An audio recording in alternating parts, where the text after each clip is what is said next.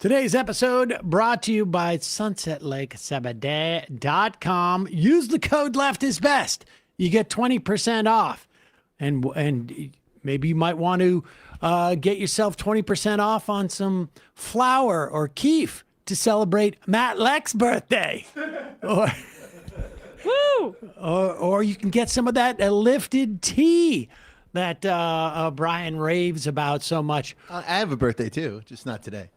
Get it now and just consume it until his birthday and through it. You can get Sebadee coffee and Sebadee fudge. You can get lotions with Sebadee that are great for dry skin, salves that are great for your muscles and off-label use, eczema for me. You can get tinctures that help you sleep, tinctures that help you relax, tinctures that help your dogs relax. You can get gummies that help you relax, gummies that help you sleep, gummies that help you focus, gummies that make you more calm, or gummies that have a little bit of THC in them and, make you have more fun than normal for some people. Anyways, it's all at sunsetlakesabadee.com. Great farming practices. They don't use any pesticides. Integrated pest management. They have great farming practices, regenerative farming that they developed with the University of Vermont. They are great movement partners. They've donated tens of thousands of dollars to strike relief funds. They just gave $5,000 to a Vermont food pantry, carceral reform, Planned Parenthood, refugee resettlement. Just an all-around great company to support, but also a great product. sunsetlakesabadee.com. Use the code LEFTISBEST. They're fans of the show, and you get 20% off. Now time for that very same show. The Majority Report with Sam Seder, where every day's Casual Friday. That means Monday is Casual Monday, Tuesday, Casual Tuesday, Wednesday, Casual Hump Day, Thursday, Casual Thurs, that's what we call it, and Friday, Casual Shabbat. The Majority Report with Sam Seder.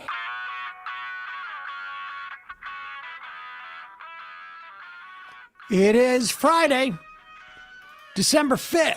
2025. My name is Sam Seder. This is the 5-time award-winning Majority Report. We are broadcasting live steps from the industrially ravaged Gowanus Canal in the heartland of America, downtown Brooklyn, USA. On the program today, Jeet Heer, National Affairs correspondent at The Nation magazine, and then Representative Summer Lee, representing Pennsylvania's 12th congressional district. Also on the program today, Trump regime blows up another boat in the Pacific. While controversy continues on about the whole program and the double tap.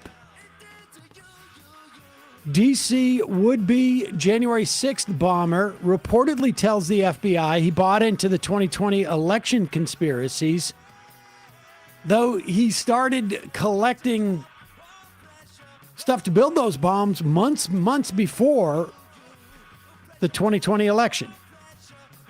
Supreme Court reverses district court in reinstating Texas's racial gerrymander. Trump regime shortens term of work permits for migrants. Michigan Supreme Court considers barring courthouse immigration raids. And Kathy Hochul of the Hochul administration teeing up a tax increase on the rich. Huh. Seems like she can be pushed. And we were told it was impossible. Grand jury refuses to re-indict Letitia James. Trump to end prison rape protections for trans and intersex people. Jesus. RFK's CDC advisors weakens the recommendation on hepatitis B vaccine for babies. and Netflix to acquire at least half of Warner Brothers. No word as to who's going to get CNN, but for the moment, it appears it won't be Barry Weiss's patron. All this and more on today's Majority Report. Welcome, ladies and gentlemen. It is Casual Friday. Casual Friday. And Matt Leck's birthday.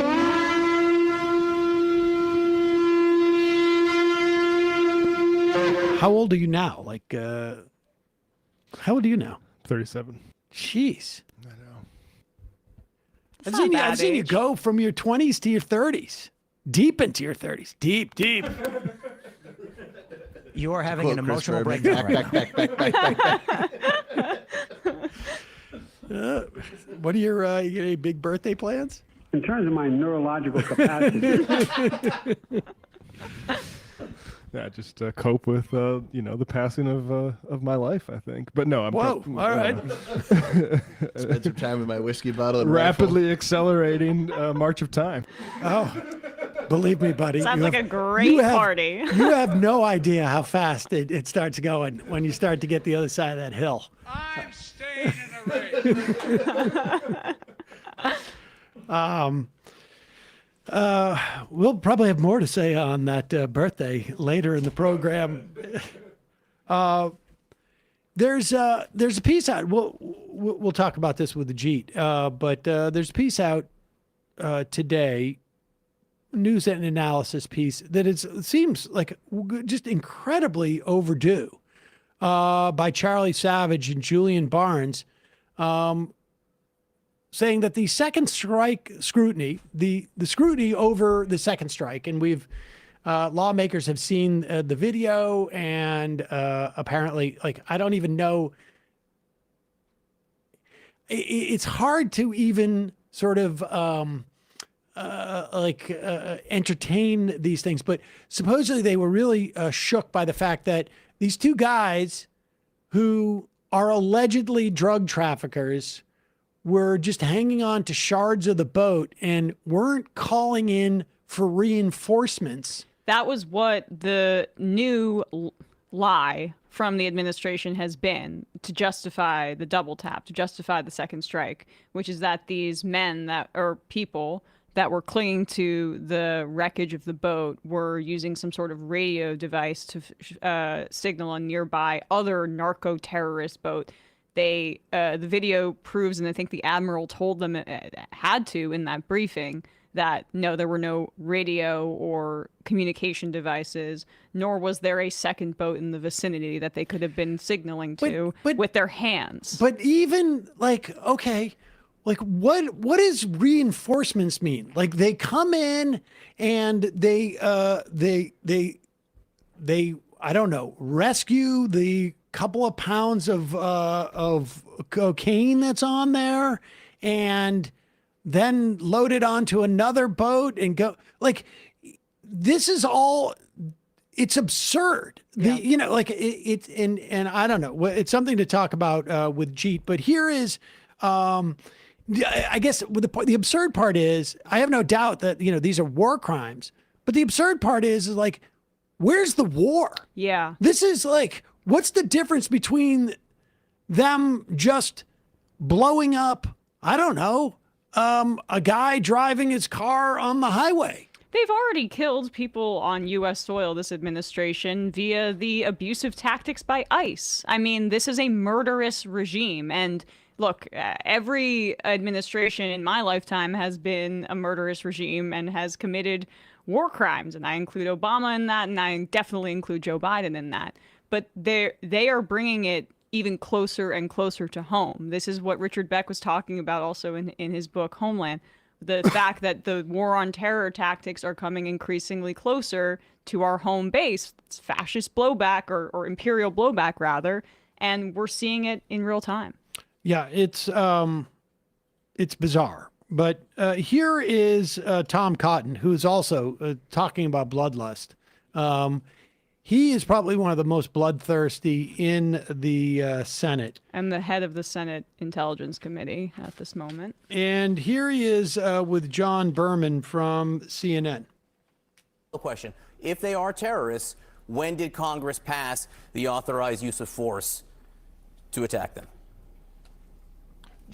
John, the reason why your question is not well-founded is like saying, would Barack Obama be okay droning an American citizen when he was president like he did to Anwar al-Awlaki over in the Middle East? These are totally different categories. The Senator, that's president why I has asked. the That's why I inherent asked. authority That's under the why I Constitution asked. as our That's why I commander-in-chief. asked when Congress passed the authorized use of military force. There was an authorized use of military force against terrorists. I'm not Can you saying just what pause he it was for a legal or sec? not. Just because it's so cynical to use Anwar al-Awlaki and his death, which the only people that were criticizing that at the time were left-wing folks. I just want to point that out. Right. I mean, Tom Cotton was in the Senate. Yeah. And I do not remember Tom Cotton leading the charge against, it's not like they were shy about going against Obama.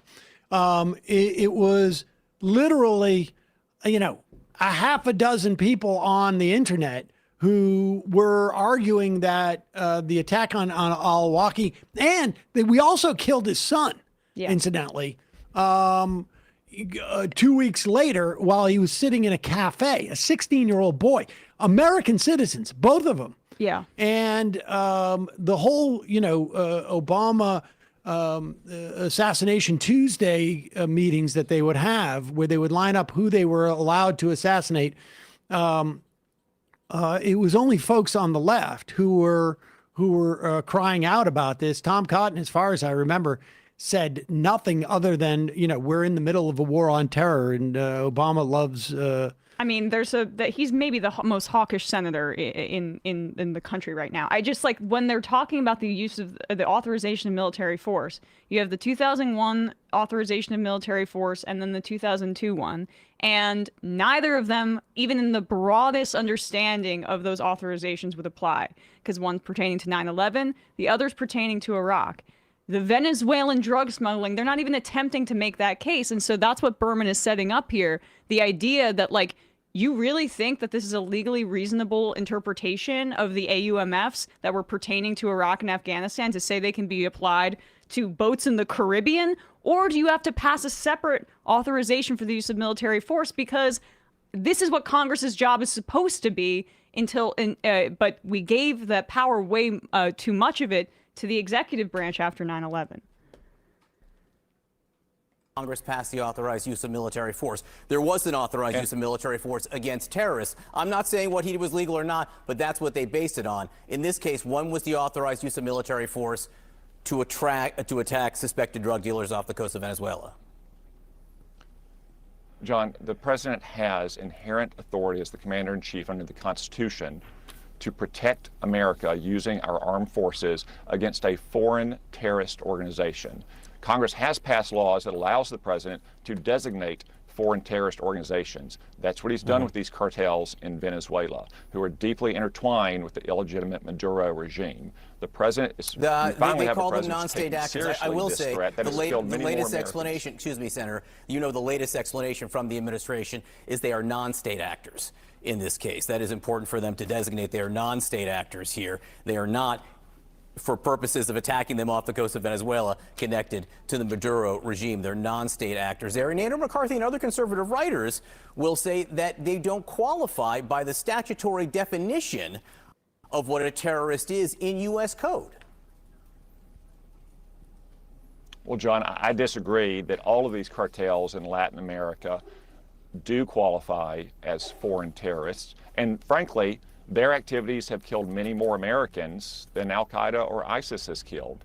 And it's a threat that we should take seriously in our own backyard, just as seriously as we take the threat of Al-Qaeda and ISIS around the world. I think most Americans, especially those Arkansans who have lost loved ones to drugs, would agree that we need to take this threat seriously. We'll pause it for 1 second. This is, by this measure, the Republicans taking Medicaid away from millions of Americans and pricing health insurance away from millions of Americans, which we know for a fact will kill 10,000, 20,000 Americans over the course of I don't know how much period of time. We know that we have 70,000 overdose deaths.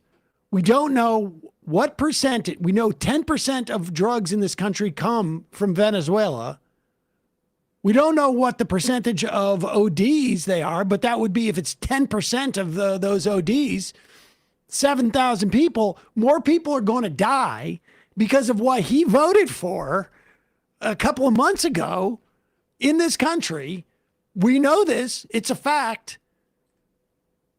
Is this the definition of what constitutes like a threat to the American public that qualifies for assassination, murder, like, extrajudicial murder without bringing in let's bring the drones right over the Senate Republican caucus meetings. Interdict the exactly right. Interdict the vote and then make that case. But that's this whole charade is meant to disguise what the true design was, which was to try to goad Maduro and the Venezuelan government into responding.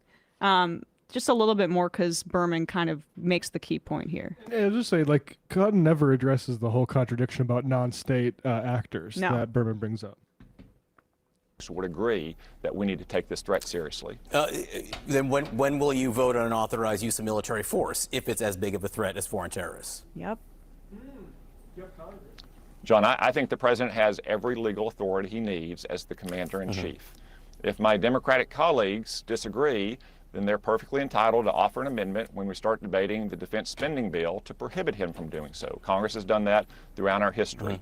But until they get the votes for that, the president has the authority that he needs to protect our country from these drug traffickers. That's not how that works. That's not how that works. He doesn't have the authority until Congress decides to restrain him. The authorization for the use of military force is supposed to be, it's already insanely broad in its scope, but clearly related to the 9/11 attacks and to Iraq and broadly to the Middle East.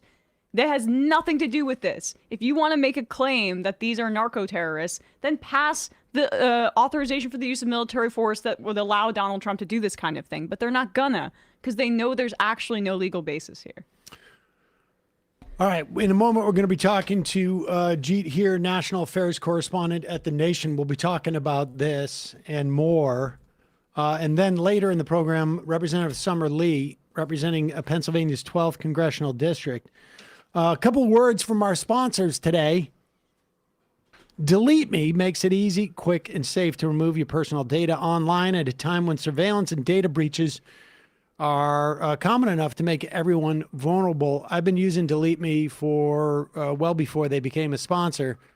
I don't know, for 10 years at least. Largely, of course, because, I feel a little exposed doing the show, but it also has the added benefit of making it much harder for fishers, people who are trying to scam you online, for identity theft, et cetera, because all of your sort of information, your basic information is available through these data broker sites. Where you've lived, what your addresses are, who your relatives are, what maybe your emails, if you have multiple emails, what your phone numbers are, what maybe some of your social media accounts are. And they use this information along with the other information they might get on the dark web. They could build a whole dossier on you. They could either use it to trick you by sending you emails and saying, hi, Sam, something's up with here, click on this link and bingo, bango, you're in trouble. Or they can steal your identity because they've got enough information. Data brokers make a profit off your data. Your data is a commodity. Anyone on the web can buy your private details. This can lead to, like I say, identity theft, phishing attempts, and harassment. But now you can protect your privacy with Delete Me. What do data brokers do? Your name, contact information, social security number, home address, even information about your family members could all be compiled by data brokers and sold online.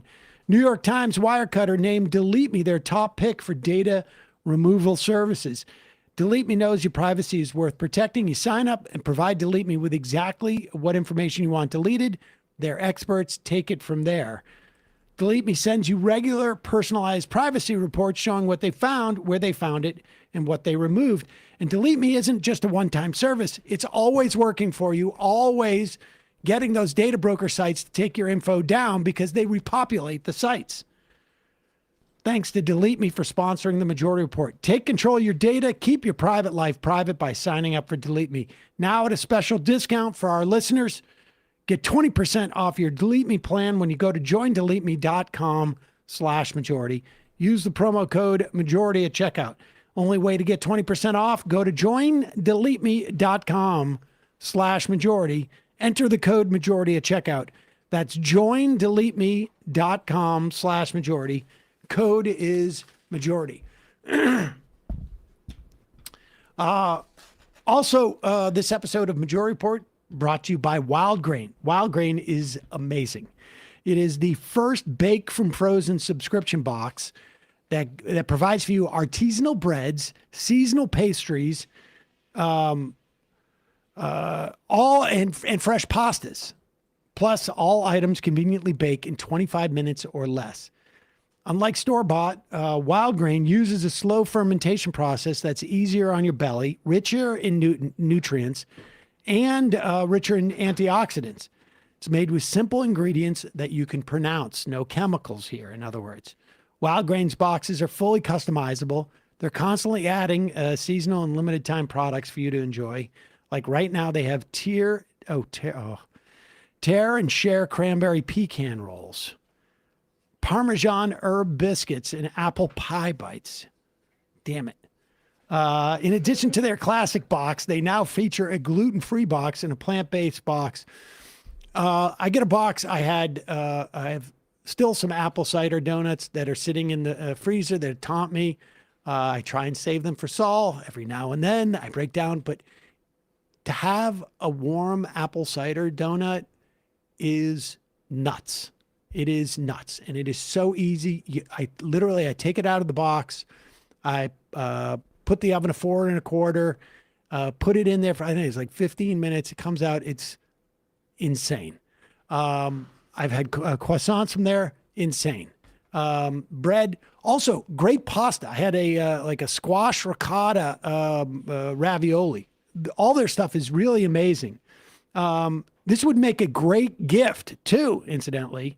But if you're having people over for dinner and you make fresh baked bread, but really you don't even have to take a bowl out. You just pop it into the oven for 25 minutes. Honestly, it is amazing. You can give a gift box or send an e-card gift to their inbox. Wild Grain makes the perfect gift for loved ones to bring as a host gift. It's true. For a limited time, Wild Grain offering our listeners $30 off your first box, plus free croissant in every box. When you go to wildgrain.com/majority, start your subscription. You heard me. Free croissant in every box. Free, how do you say free in French?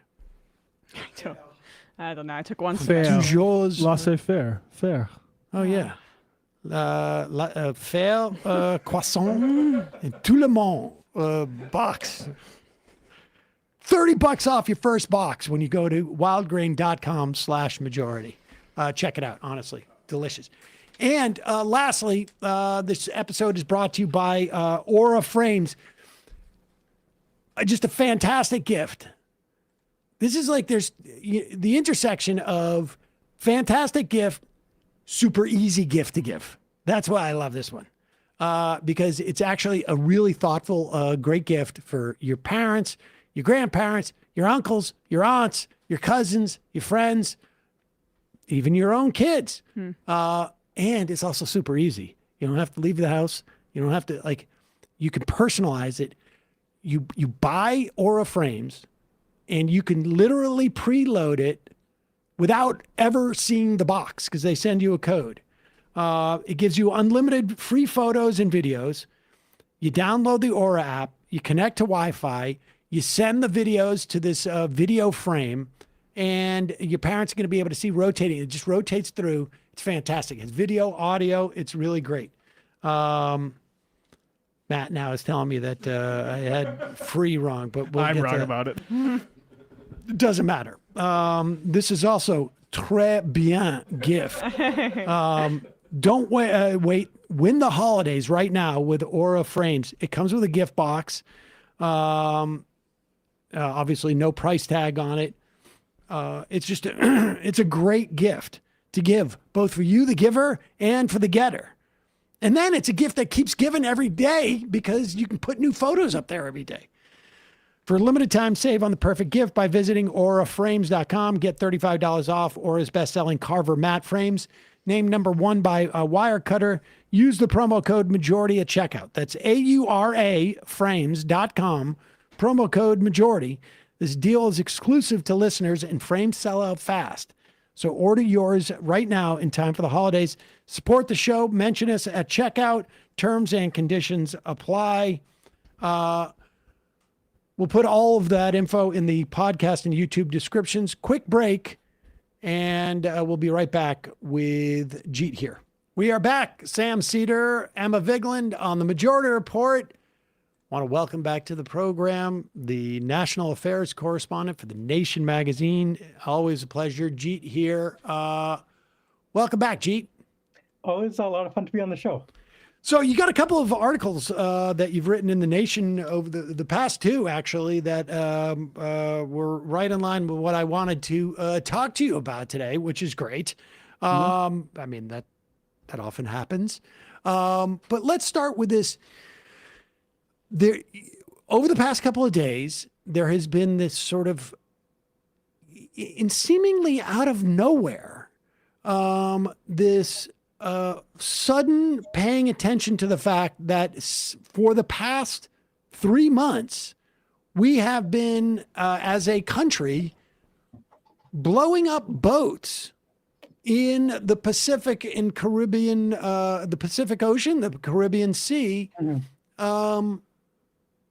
for seemingly, I mean, No reason at all. no reason, without any clarity as to who are on these boats. We're not even clear, like, all we hear is narco terrorists, but we don't even know, like, what group is it, supposedly. Sam, I have to correct you. Not just narco terrorists, but caliphate cocaine narco terrorist. I believe that there's some indication from the senator of the great state of South Carolina that what we're dealing with are jihadists who are also smuggling in cocaine. But that's how you bridge the AUMF, right? Because like we just played this clip of Tom Cotton, and they are trying to say that Trump inherently has the authority to do these strikes. That is not true. The authorizations for the use of military force are incredibly broad. We need to be repealing these. This has been a progressive idea for quite a while, but it pertains to 9/11, Iraq, the Middle East, not Venezuela. Well, I mean, that is a sort of gets to the sort of broader source of all this, which I mean, it really does go back to the legacy of George W. Bush and the now sainted Dick Cheney, who, as well as earlier presidents, who created a sort of broad presidential power on the idea of fighting, this amorphous entity called terrorism, and also fighting metaphorical war on drugs. And Trump is basically using that authority to launch these kind of, what I see as sort of performative wars, or I mean, real wars in the sense of you're like killing real people. But Trump seems to have the idea that he wants to be a president who can be a military leader, but not get involved in the actual wars that could get you in trouble, like Iraq. And so picking off small fishermen's boats in the Caribbean and the Pacific seems the way to go. And as you mentioned, like, this has been going on for months, and your show has dealt with it at The Nation. I and others have written about it, but nobody was paying attention. I mean, you could not get Hakeem Jeffries and Chuck Schumer to talk about this. And this, I think, gets to the other aspect of this. Like, the thing is, like, in and of itself, I said right from the start, this is simple murder. This is it's not a war. You're just like blowing up ships. And even if we stipulate that what they're saying, which they've never provided evidence for, that these are drug ships, like you don't actually have the right to blow up like drug dealers like at all. You can't do that in the United States. You certainly can't do that in international waters. It's a simple policy of murder. But what seems to have happened is that a video came out from the first of these strikes on September 2nd, which showed that even with the broadest presidential power, like and the broadest claims for like a war on narco-terrorism, they blew up the ship, but there were survivors, and then they blew up the survivors, and like that is as clear-cut like a crime as you can imagine. Like there's even within the rules of war, if you say this is a war, which it's not, that is a crime.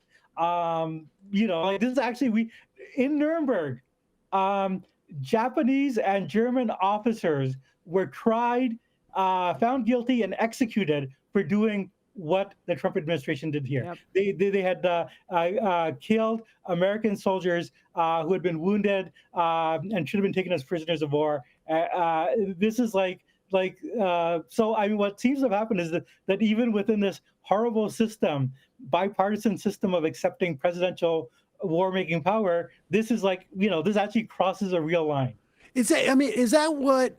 Because this is the first piece. I just mentioned at the top of this, Charlie Savage, and Julian Barnes in the Times just finally came out with a piece. Second strike scrutiny obscures larger question about Trump's boat attacks. Yeah. But why did it take so long? Is it just that the Democrats are too nervous about challenging all the other stuff that you just said? Like, put aside I guess you could call it a war crime, but there's no war. It's a second order, it's a second order, a threat to the American public, because they're not claiming that the narco terrorists, just sort of the generic narco terrorists are coming and shooting Americans. They're claiming the narco terrorists are selling a product that's killing 70,000 Americans a year. We could debate as to why they're in that situation. It was because of Purdue Pharma and PBMs and whatnot. But is it now considered a threat to the U.S. public if there's something that could kill them? That if you distribute something that could kill them, are we going to do this with, I don't know, cigarette manufacturers? Are we going to do this with processed food? Are we going to do this with, I don't know, people who provided poor PPE during COVID? I mean, there's no justification for this. And we didn't hear the Democrats say a single word. And we didn't hear the media say a single word. Why is Charlie Savage, who is a national security, writer. Now, maybe he's written some stuff about this before, but this also seems to be second strike scrutiny obscures larger question about Trump's boat attacks. Buddy, you could have written a piece about, and maybe he did, to be fair, but certainly not that many people have. Savage is an excellent reporter. Yes, without doubt. He did report it. But certainly the New York Times editorial page. Well, this is a news analyst piece that he's he's written. But the point remains. I mean, maybe it's not him. Maybe it's unfair because he is a very good reporter on this stuff.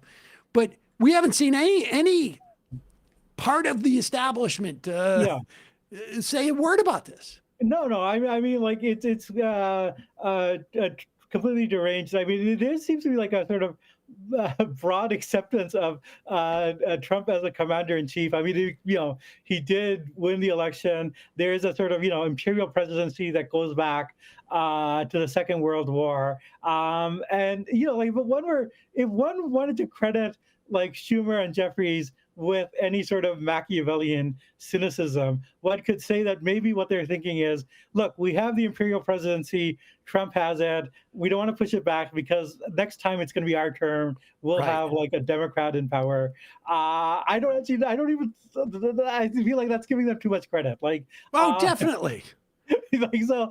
What George Schumer's like, I want to make sure that we have a president who's going to be able to push through single payer. Yeah. Well, I mean, you have like later. I mean, like, okay, like I'm generally very Pacific. I don't like use of military force, but like if President AOC wants to bomb the Slacker family and for their crimes against like actually literally being responsible for the death of like thousands of Americans, probably hundreds of thousands of Americans. Well, we've set the precedent. We've set the precedent. But if we have to, like, why should we leave the dealing of healthcare executives to Luigi? Like maybe the next American president has to like realize send out a couple of drones and wait for their next mission. Board of directors meeting, and that's it. Yeah, no, but but unfortunately, this is our dreams, right? Like unfortunately, this is not how they're thinking. I just think that they're cowards. I think that they are in a permanent, like 2002 mentality, like, that the Republicans are strong on foreign policy. We have to defer. I mean, we're even seeing like on Venezuela, right? Like, 70-80% of the population does not want to invade Venezuela. And you're seeing like nothing from, virtually nothing from the Democrats, except saying like, well, Congress should authorize this. Right. We reserve the there right was to an attempt. To be fair, there was an attempt in the House to push a bill to block any type of. And I don't know if it was just strictly you can't do this unilaterally without our authorization, or if it was like really a legitimate attempt to block it.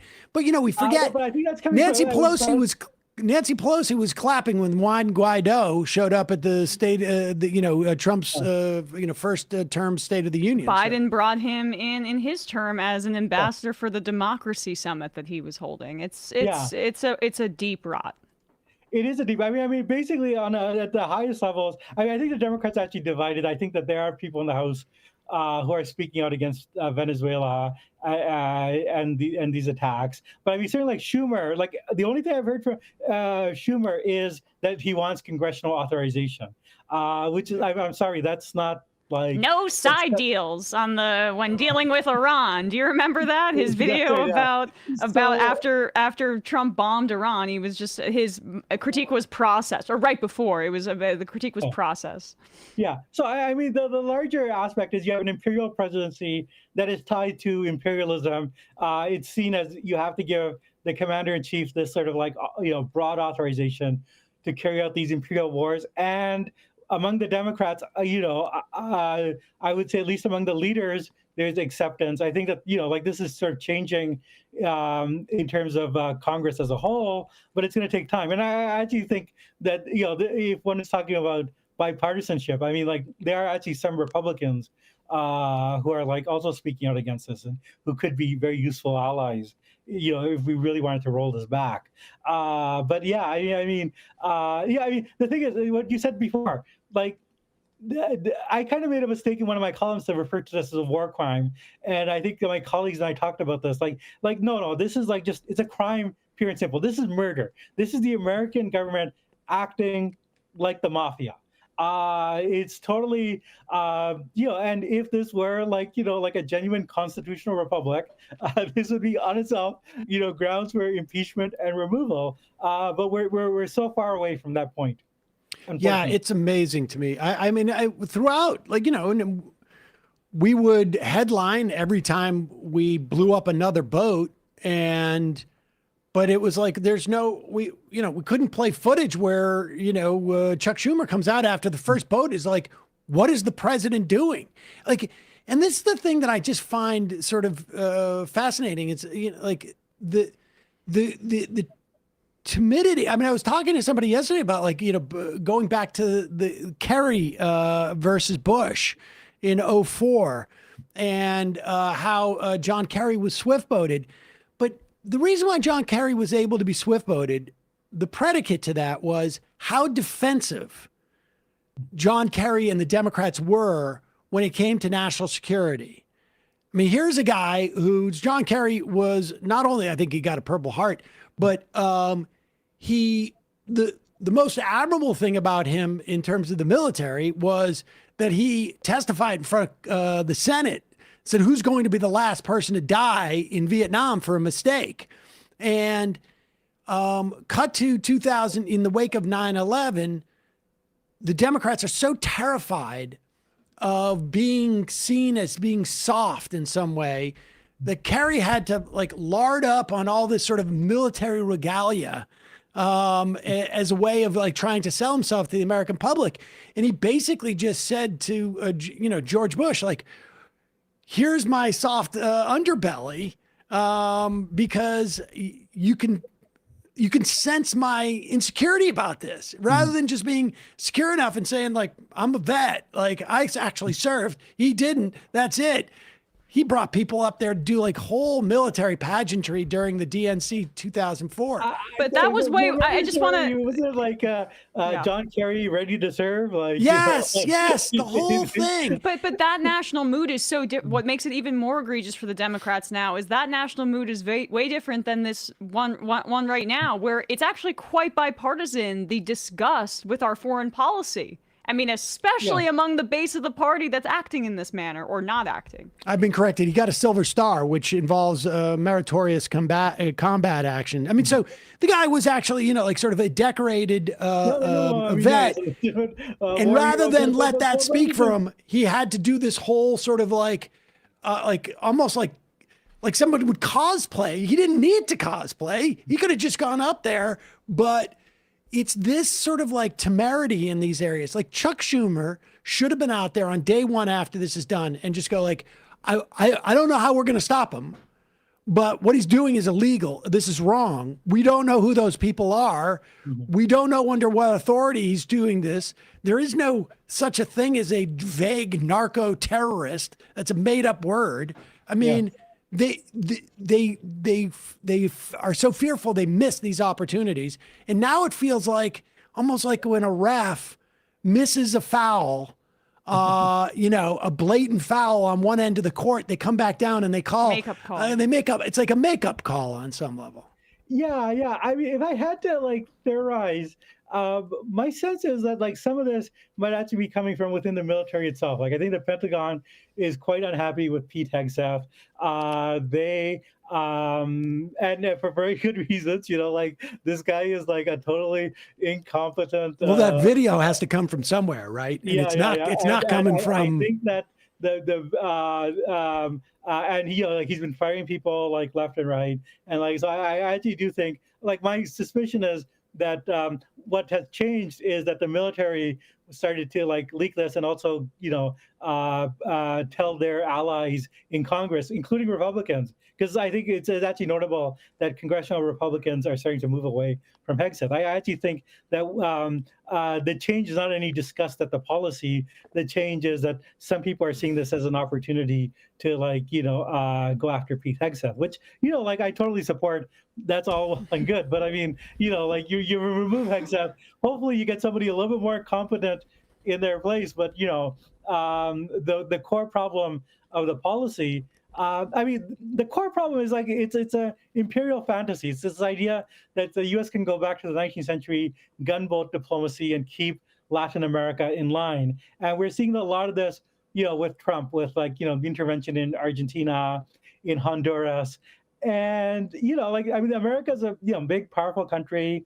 A lot of these countries are dependent on it, but I mean, I think the era of like however America could dominate the hemisphere like that, I think is frankly over. And what you're seeing now, more broadly, is this is really increasing the incentive for all these governments to strengthen their ties with China.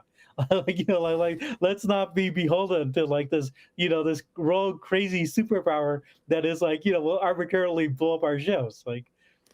I think you're absolutely. I think the military. I think that's the answer to the question we've been asking around here is why all of a sudden, and it's because the military sees this as an opportunity to both maintain their ability to bomb boats, at will, but also to get rid of Whiskey Pete. And when I saw Jake Tapper speaking passionately about this issue and him being across the reporting on these leaks, I was like, Okay. It's some national security people that are leaking to him. That's what it felt like, at least. Yeah. And I mean, like, there's a lot of reasons, like this is the guy who brought in like all the, generals and admirals, like in America, all over the world who are serving, brought them to Virginia so he could lecture them, like about working out, like start losing some weight or whatever. Like, can you imagine, like, if you're like career military, you devoted your life to this, and this, like, this complete degenerate former alcoholic spouse abuser is lecturing you. Like, well, that's guy. I want to give him credit. Yeah. I would, if he may be taking a break. But I suspect that. Yeah. Well, like, that's when he had the fog of war. Apparently, he was at his home. Did you know that? That's what the classified briefing said. So who knows what he meant by fog of war at his house? Yeah. The Jack Daniels of war. Can CNN, is CNN going to do a Kalshi a bet on how many seconds after Pete Hegseth loses his job will he have a bottle in his hand? Sam, I can't come in preemptively next week. I'm down with a case of fog of war. Yeah, exactly. All right, so let's move on to what's going on in the House. You have a piece up about Mike Johnson is. And it's been very quiet about this. But there's like a full-on sort of like a mutiny brewing in the Republican caucus. And there, I don't know. Let's talk about this specifically. But I do get the sense that a lot of like things are cracking up now on that side of things in the MAGA world. It's not just in the House. It's also like we see it in the, the podcast, conservative media world. Things are cracking up too, largely, some to some extent about Israel, but also sort of like broken out in the open with the Charlie Kirk thing. There just seems to be a lot of like things that are unstable on the Republican side right now, not the least of which I think it's because of that election 2 or 3, I guess a month ago now. But what tell us about an election in Tennessee where the Republicans they won, but like it's a 13-point swing towards the Democrats. I mean, I do think that I think there's a lot of discontent. Probably like a lot of different sources, even though in some ways the Republicans have been running roughshod. I do think that they have a sense that, they had this very narrow window of opportunity of 2 years with a trifecta, and it's coming to a close, and they're looking around thinking what have we actually achieved? And I think there's also all sorts of internal tensions within it. I mean, I have to say, the Republicans in Congress have been a mess for a long time. I'd argue since Newt Gingrich took over in the 1990s, they love fighting amongst themselves. Well, that's the first time that they, Newt Gingrich took over in the 90s, but it's also the first time that they had control of the House for 30 years prior to that. I mean, people don't. I wanted to remind people, up until 1994, Democrats controlled the U.S. House for 30 years. For 30 years. Go ahead. Sorry. No, and I think the Gingrich moment is kind of key to a lot of this, in the sense that he both, did an amazing thing of flipping the House for first time in decades, but he sort of flipped the House, running as this outsider, running as I'm challenging not just the Democrats but the leaders of my own party, and this actually created this template where anybody who's an underling thinks Newt did it, I can overthrow the king and I can be king, and they've gotten to it's a real contrast between the two parties where the Democrats have had stable leadership. In some cases, perhaps too stable leadership. Yes. But the Democrats, the Republicans have this constant turmoil, and I think we're seeing this with Mike Johnson. And I think one of the more interesting subplots that's kind of coming around is that Mike Johnson. I mean, there's two ways to look at it. One is that he's a kind of sexist pig who has like alienated a lot of like women in his own party. Perhaps the other way, maybe more generous way, in the spirit of like the Thanksgiving holiday, is Mike Johnson is recreating second wave feminism. You're suddenly seeing people like Marjorie Taylor Greene and like, wait a minute, we're second class citizens, I mean, we're months away from Nancy Mace, tweeting out the scum manifesto, and how Valerie Solanas, and how maybe we should castrate all the men, because I tell you, the women of the GOP, they are not happy. That article from the Times is, I mean, that's why it's just funny. Like, they are, first of all, Nancy Mace was also across getting rid of Kevin McCarthy. So I just want to point this out, too, that now she's turning on Mike Johnson. But it was Marjorie Taylor Greene. It was Anna Paulina Luna. It was in that article. And also, notably, Elise Stefanik, who is really, really scorned at this point. Tapped for UN ambassador and then ushered away to saying, Trump says, you got to go back to your district. You don't get that fancy outfit and apartment anymore. All those dinners you thought you were going to, go back to your district. And then now you got to run in this race in New York State that is increasingly looking like it's unwinnable, in part because Trump screwed her over by playing patty cakes with Mamdani and getting flattered by him in that meeting, which was like going to be her statewide argument about anti-Semites and socialism coming for you or whatever. And so she's turning on Mike Johnson now in this very interesting way. And it's like, you guys, what did you think you were signing up for? He's a Christian evangelical fundamentalist. I get it. But it's like, I guess there's an unspoken rule that if you're a woman in the Republican Party, you can have your own career, but as long as you say other women shouldn't have their career, they should be under the dominion of their husband, then we'll allow you to play ball. But Mike Johnson's such a true believer that he couldn't even do that. And apparently he just doesn't listen to any of the women. That's what the Times was reporting in their caucus meetings. Yeah, no, he doesn't. I mean, just to give you sort of statistics. So there's only like out of 220 Republicans in the House, it's only 33 women. But in contrast, there's like almost 100 Democratic women. So they have a small number, but not one Republican woman elected is on a committee chair.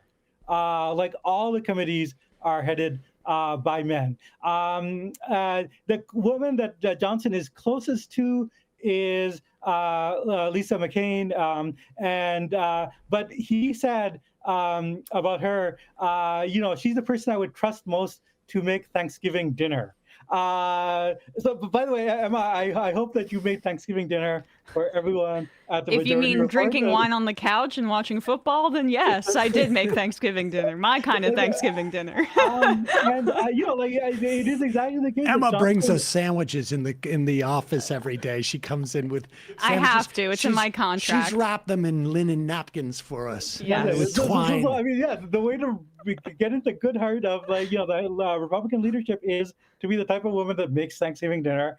Johnson and his wife were on podcasts, and they talked about at length about their theories about the different brains of men and women. How men can, men are for Mars, women are for Venus. Their idea is like men's brains are like waffles, and women's brains are like spaghetti. So Sam, with his waffle-like brain, is able to compartmentalize, whereas Emma, with her spaghetti-like brain, cannot compartmentalize, and is always mixing up personal stuff with political, with business. So this is actually like a fairly common theory in the Republican world. There's actually a big article in the Compact by this woman, Helen Andrews, about how women are ruining the workplace, basically saying that like everything that's wrong with America, woke, DI, comes from the fact that women are now a majority of lawyers, are majority at the New York Times, and they're bringing all their icky women spaghetti brains, inability to compartmentalize into the public space. And that article made a huge hit. Ross Douthat interviewed her for the New York Times, under the headline, like, "Are women ruining the workplace?"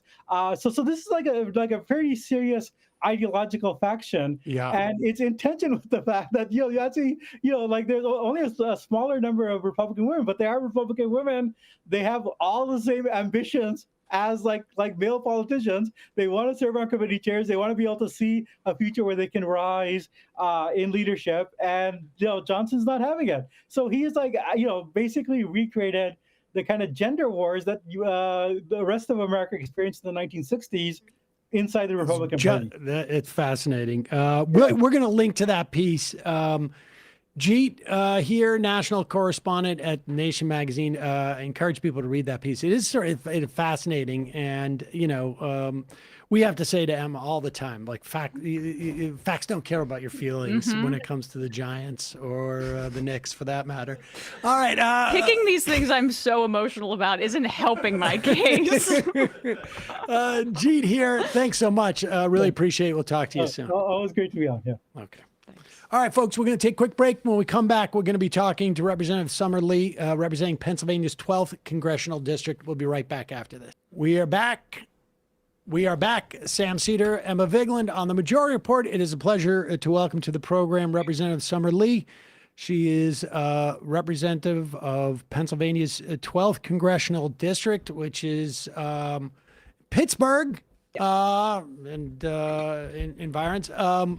Congresswoman, welcome to the program. I don't know if you caught part of what we were just talking about with Jeet Heer, but he wrote a piece about the sort of nascent, maybe not so nascent, mutiny that's sort of taking place in the House with Mike Johnson, particularly amongst women Republican Congress folks there, because apparently Mike Johnson thinks that women have spaghetti brains and men have waffle brains. Shocking.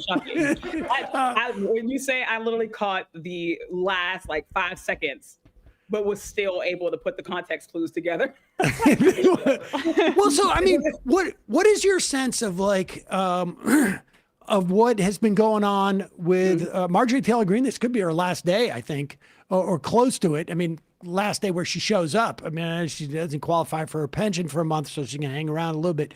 But she's also done quite well. Does she do a little after session little learning annexes on how you can make $25 million while you're in Congress for 4 years? I have not received the link. But I don't know. When we talk about just what's been going over there, I think we think about it as being this Congress phenomenon. But honestly, obviously, I came in, 2023. It's been like this the entire time. So it has been a really chaotic environment. And obviously, Mike Johnson wasn't there at the beginning of that. But there's obviously been this push and pull, this tension between the real hardliners who are incidentally more likely to be women, and this new kind of culture that they've even had to deal with. I've always wondered within, Republicans before it was MAGA Republicans, what would the dynamics be as these women who are comfortable enough or with the desire to harm or oppress other communities and overlook their own oppression within their own caucus? Like, how long would that dynamic last? And I guess we're looking at that. Yeah, I guess so. And it is interesting, too, that the fault lines also seem to fall around Epstein, right? You had these women and Marjorie Taylor Greene, at the very least, was passionate about the Epstein case. And on her way out, she was supportive of the victims. Don't give her a ton of credit, basically at all, but we'll give her a little bit there. What was that like, seeing that play out, including one of your own members being prevented from being sworn in order to help with this cover-up? I mean, it must have been a totally wild ride for the past few months. Yeah. I mean, for us, the last few months, but just for perspective, right? For the survivors, this has been years, right? It's been years. And that is back in the media in the way that it is right now. I just always want to go back to them, right? And how it feels for them to just not relive this, but also reopen wounds and threats, harms, risks, right? Because we're talking about some of the most powerful people, even now, right? We talk a lot about the Epstein Transparency Act, which was an important move from the House and the Senate all the way to the White House to bring us closer to some sort of transparency. But the DOJ has actually been obstructing justice since August, right? We were able to secure a subpoena for all, the complete unredacted files back then. So they've actually been holding off since then. And that's been because of Trump. And it's been because of that. It's just been like this slow drip.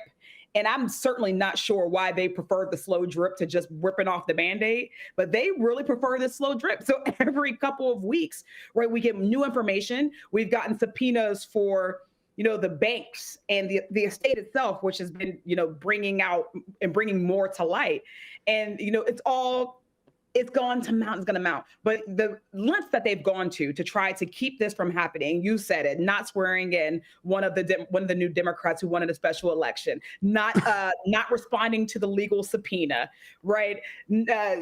Johnson not bringing it to a vote in the first place makes everybody in this country wonder what on earth is what on earth is in there, because they are bending over backwards to keep this from coming to light.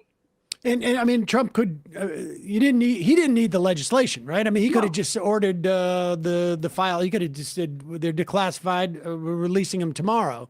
But he's gone through this whole thing. Is there a sense, I don't know,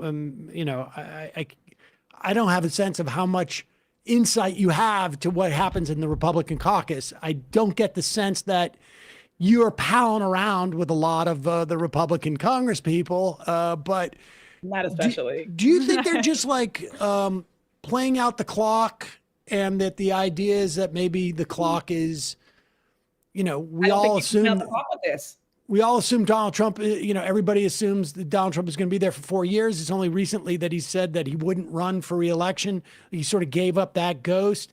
But, there's also, it's not like Trump, we just saw him fall asleep about four or five times in a 2-hour meeting the other day. And he's, I don't know what the over under is, just since we're in the gambling mode here, of Trump lasting to the end of the term. But it does sort of feel like they're playing out the clock, but they know they can't play it out for 4 years.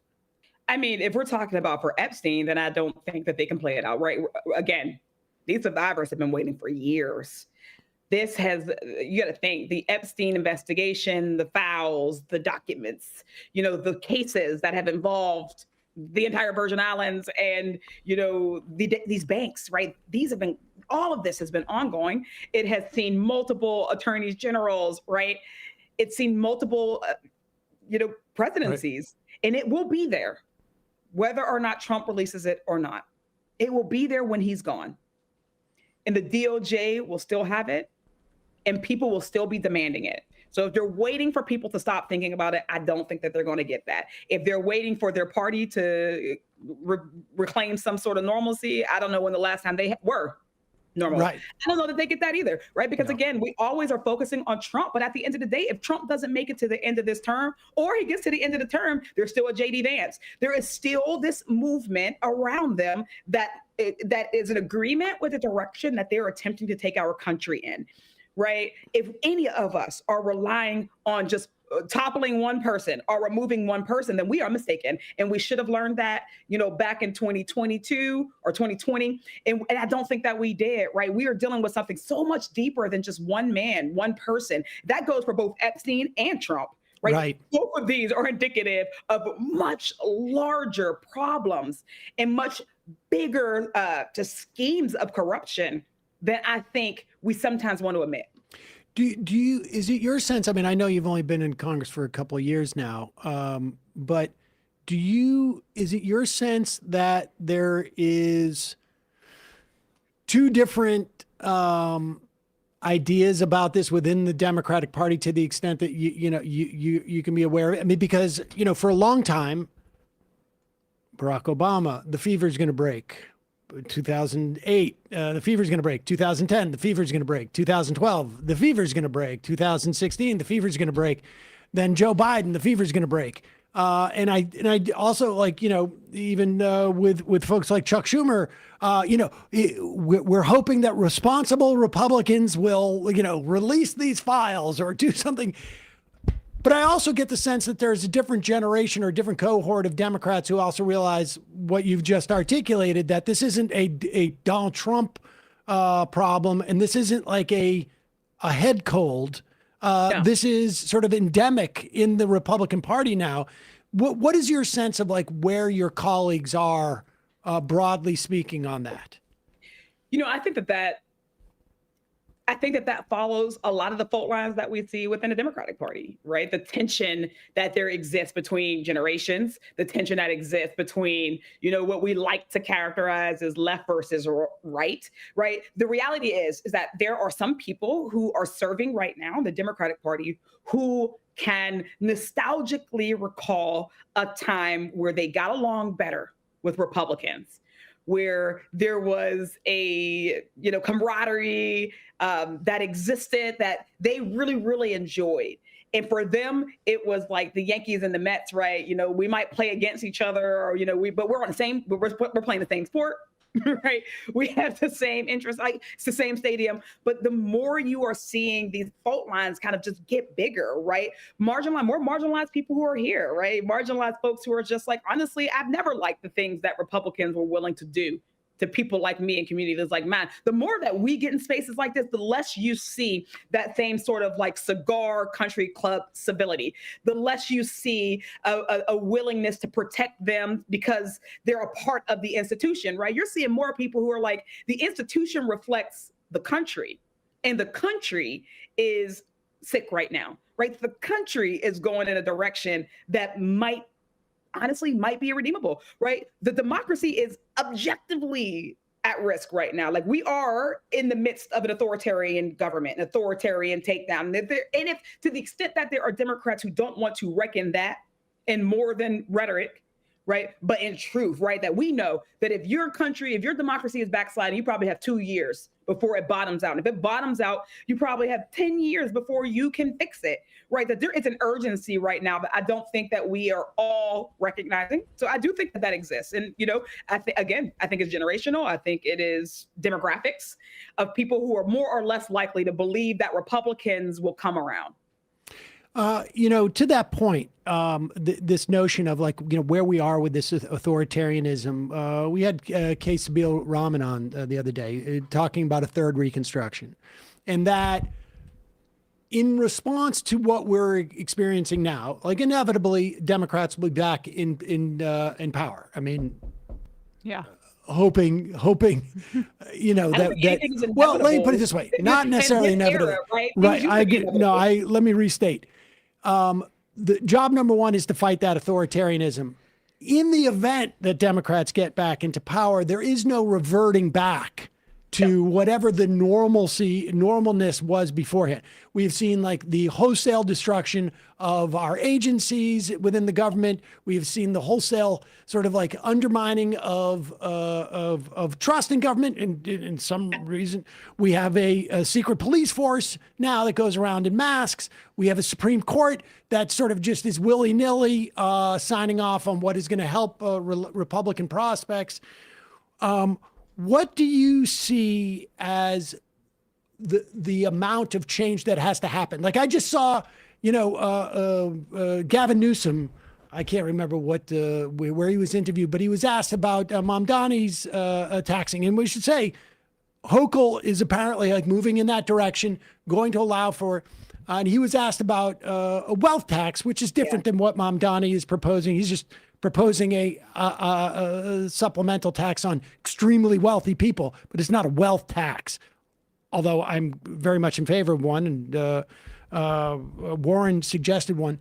But where, like, and Newsom said, we need to have a big tent. That's why we, I guess, wouldn't tax the wealth. Which might be the most popular position within the Democratic Party in terms of voters that I could possibly think of, except maybe also cutting off funds to Israel. The opposite. Oh, no. What is your raising sense? tax on the rich. Exactly. Show that we are not in touch with actual voters, constituents, whether they vote or not, are actually believing, because we are too closely, we're holding on to the kind of institutionalist view way too hard, right? That we're missing the mark because we can't see it. Listen, I always say this, just to answer, I think, both parts of your question. I always say this, that the Democratic Party will have to choose who it's going to be. It cannot serve two masters. And sometimes when we talk about the big tent, this is not to negate or to ignore that this is a big tent. But I do think that sometimes we use the big tent argument as an excuse to not have to do introspection, right? As an excuse to not have to take a stance. And I think that for a really long time, the Democratic Party has tried to serve two masters, right? We want to be the party of the corporations, and we also want to be the party of the people. But the people aren't having that anymore. The people no longer accept that. They see it for what it is, and they are calling on the Democrats to choose and to choose them. So the tension that we feel is, right, this idea that the Democrats think that they don't have to choose them all the way, that they can still straddle the fence. So we say it's a big tent. I do believe that we all represent our districts. But it's funny because it's like, well, we don't want a wealth tax. People, there are politicians. I don't agree, obviously. There are politicians who will, bend over backwards to protect the ultra wealthy, but will not use that same energy to protect poor and working class people who are taxed, and still can't afford their health care. They're taxed and they still can't, they still don't get, quality public schools in their district. They're taxed and their roads still are unpaved. They're taxed and they can't afford housing in the communities that they called home, communities that are by their jobs and their friends and their lives, right? I think that it's wrong-headed to continue to say that we will never consider taxing people who have just far too much. I mean, continuing to say that the poor are on their own and then think that Democrats will come out. The tent is going to shrink if we don't think that poor and working people are in it. I think that the last thing about that is that, we think that people orient themselves and they organize their lives and their politics around this left-right binary. But people are mostly like, man, there are people who have a whole bunch and there are people like me who don't got enough at all, right? There are people who, are going to be okay at the end of the day, and there are people who weren't. I do not think that there is a normalcy to go back to. There is no way that we can go back. You said it, too much has been broken, too much about our checks and balances, the vulnerabilities of them have been exposed in such a way that we cannot pretend that did not happen. Even if we come out of this, to go back and pretend that none of this happens is certain doom. We have to move forward. And I think that that's exciting. I think that presents an opportunity for us to actually be a more perfect union. I think that this was predicted by our founders. It's predicted in our Constitution that we would face times like this. I think that they also hope that we would make it through it by understanding and recognizing what we're dealing with. We're not there yet. Right. And I think that the Big Tent argument, you said, they talk about building a Big Tent, but in fact, the tent has been incredibly narrowed. It has been reoriented towards a more consultant viewpoint that micro targets based on data, specific sets of voters, and it has torched the Democratic Party's brand where there's that element. There's also the element that we have to contend with the fact that the concentration of wealth at the very top right now, which is only rivaling the Gilded Age, right, in the history of the past 150 years, is also affecting our democracy.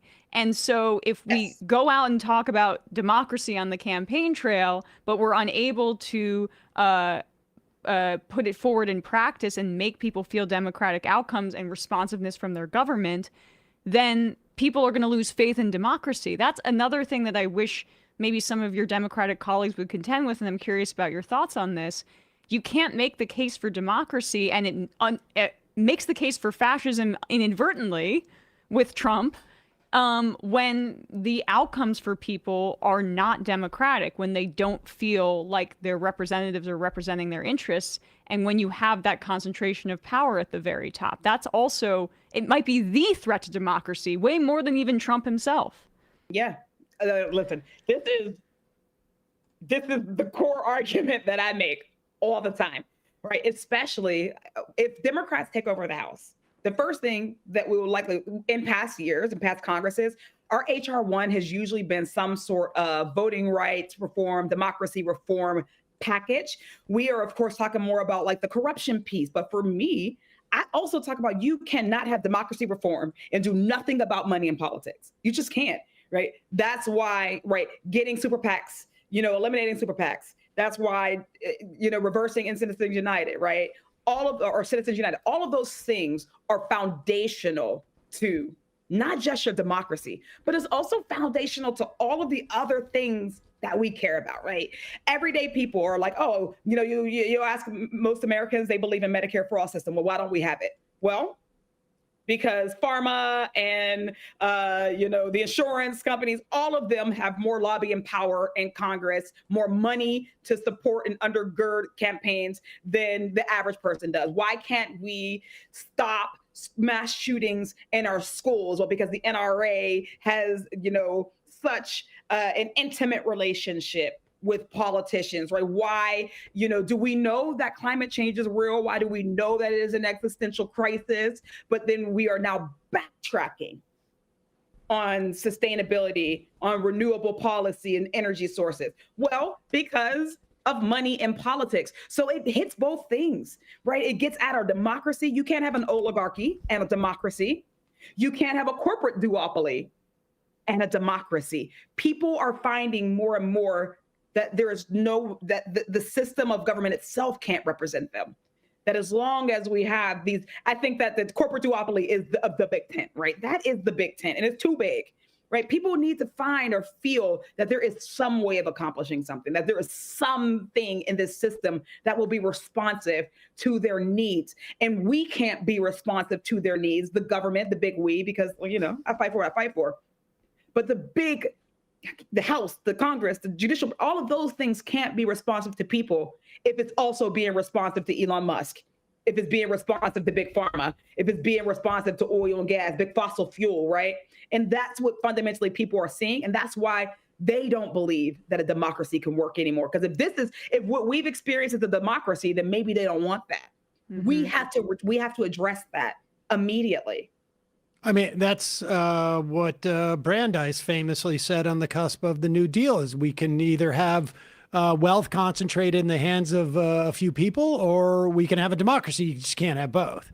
Can't have both. So when you say like the Democratic Party has to understand this, and like we have some people in the IMs who are IM is saying like, I love what the Congresswoman is saying, but will the DNC listen? Is there do you perceive the Democratic Party to be that there is this sort of like overarching entity that has a philosophy, or is it like a series of individuals that you need to have more individuals like yourself than the other individuals, and then that wins out?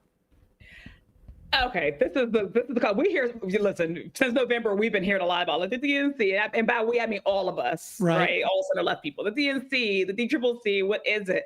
I think it's less, big entity, more individuals, but the individuals who run entities matters, right? So I will say, the Democratic Party is decentralized. It is far more decentralized. The Democratic Party of Pennsylvania is not the Democratic Party of South Carolina. It's not the Democratic Party of, Iowa. That's just objectively true. The DNC, as far as I don't know the DNC. Nobody from the DNC tapped me and said, Summer, you should run for Congress, or Summer, you shouldn't run for Congress, right? Where good people exist and their communities are organized, you have the power to shape what not just the Democratic or the Republican parties look like, but the government itself. So I don't want people to think of like the DNC, the RNC as like boogeymen that make us feel like we don't have more power than we do. Because it is decentralized, yes, you may have to overcome systemic barriers. We had to do that in my district in Allegheny County, right? We had to do that. I spent last year was the first time I was ever endorsed by the Allegheny County Democratic Committee. And I won anyways, right? We were already winning, which means that people were already on our side. It was just a systemic barrier that we had to notice. We had to address them, and we had to move around it and then fix it and change it. We have since put more people now know about the party. So the Democratic Committee is the party. They know about it now. More people are so you can change those things. The question is again, in a democracy, a true democracy, power is inherently with the people. And I think that fundamentally the concern or the challenge for Americans is that, we have had a real hands-off approach to democracy because we have trusted that our government will fundamentally, it might get on our nerves, right? It might not feed us. It might not invest in our schools in a way it should be, but it won't become, it won't become a fascist government, right? The Nazis won't take over, right? Mussolini will not be elected, right? So we've had a hands-off approach. It's like, I elect you, you go, you figure it out. But right now, we are actually in a point where we can't be hands-off. We have to be real in it. If you really want to change the course of things, whether it be the DNC or the president himself, the direction of the country itself, then we have to wield the power that's still vested in us. And that means your labor. That means your money. That means organizing. That means sending people who you want. That means taking on the system head on. We have the power to do all those things. So I would say it's decentralized. And that does not absolve the people in leadership of leading and of leading in a way that's responsive to people. I think both of those things are happening. Lastly, Representative Lee, I know you have to run in a bit, but I am curious just about your reflections on this last election cycle, because two of the members of the squad and company, two of our favorites, Representative Cori Bush and Jamal Bowman, were really just taken out by a cannon of AIPAC money. And I remember early on during that time period, you were a third name that was discussed about how a target of AIPAC, but you withstood it. And of course, Ilhan Omar also received a lot of Israel money spending against her. She withstood it too. But how do you reflect on how you were able to overcome that in ways? And even when you contrast it with what your colleagues experienced, it must have been an incredibly kind of difficult hurdle. Yeah, it wasn't my first rodeo, right? I'm actually one of the first races that AIPAC as an actual PAC, right? Not DMFI, but like AIPAC's PAC, United Democracy Project. My cycle was the first cycle that they actually got in personally in elections. So not just bundling, but also through their IE spend. So I was one of the first races that they went in. That's where they practice all of their tactics, not to ever talk about Israel or Palestine, but to instead talk about whether we're good enough Dems, whether we support, Joe Biden well enough, things like that. Their tactics were egregious. And who they targeted was not incidental. It was not an accident. Right. The districts, the people that they targeted. So I was the only person who outlasted them that first time. And the second time, we organized. We worked. I worked hard. At the end of the day, when people say, why did you survive and others? I mean, part of it is that we work, but also part of it is that I'm grateful. I'm blessed. I'm lucky. People support me. We work hard in our district. And I'd say that not to say that or to undermine me and my team, the work that we do, but it is to say that there are candidates who are brilliant, who are equally brilliant, who should be, they are representative of their constituents, of their districts, of their neighborhoods. They've been on the streets. They've been in the trenches. There's nothing that says that they shouldn't have been in Congress as much as I should have been. But sometimes that money hits different. And I want to say it wasn't just AIPAC against Cori and Jamal, because I don't want to let any money in politics off the hook. My issue ain't just with AIPAC. My issue is with all of it. So crypto PACs actually spent more than any industry in elections last year. They were the number one spender. And yes, they also went in many of the places that AIPAC went to. So it was a 1-2 whammy for Cori and Jamal and for others who never made it in the first place. So that's why it's so important that it's like, listen, you can't have your cake and eat it too. You can't unleash big money on your progressive enemies or your progressive, those of us who, you're like, we want to protect the institution, so we don't want too many progressives here. You can't be comfortable with unleashing that on our districts, unleashing that into our politics, and think that it won't be a wildfire, because it has been a wildfire. Since that type of money has been into our politics, you have seen an exponential rise in outside spending, right, just objectively, right? Every cycle. So Cori's and Jamal's was the most expensive House primary in history. Corey's was the second most expensive House primary in history. And it will only get worse if we don't stop it. And that means that it isn't just a weapon against progressives. It ain't a weapon against MAGA. It's a weapon against our democracy, because the interests of one interest group should not outweigh the interests of the people in their districts, the people in our country. And that's fundamentally what's happening right now. So to outlast it, yeah, we have to raise money. Absolutely. We have to knock on the door. Certainly. We have to show up to work, and we have to, we have to deliver. We have to do all the things that so many other people who had been in office for hundreds of years just don't have to do. We have to get up earlier. We have to stay ready, so we don't got to get ready when you're Black or brown or progressive. And we recognize that. And we will do that. I got one last question. I know you got to go, but one last question in that regard. And I think your point is very well taken too about that money, because that money's being raised and there's people invested in raising that money and then expending it. And it's sort of like almost like when, rates were at zero, still have wealthy people who want to go make their money work. And so they start creating bubbles. And if there's not enough Jamal Bowmans and Cori Bushes for them to deploy that money on, they're going to start deploying it on other people as well. So it's not going to just end there. But as a member of the squad, we don't hear about the squad so much as we did maybe 3 or 4 years ago. But as a member, like internally, do you guys have any theories of change? I mean, obviously, like you're relying on organizing in your district. That's how you get elected, and it's about people power in those districts.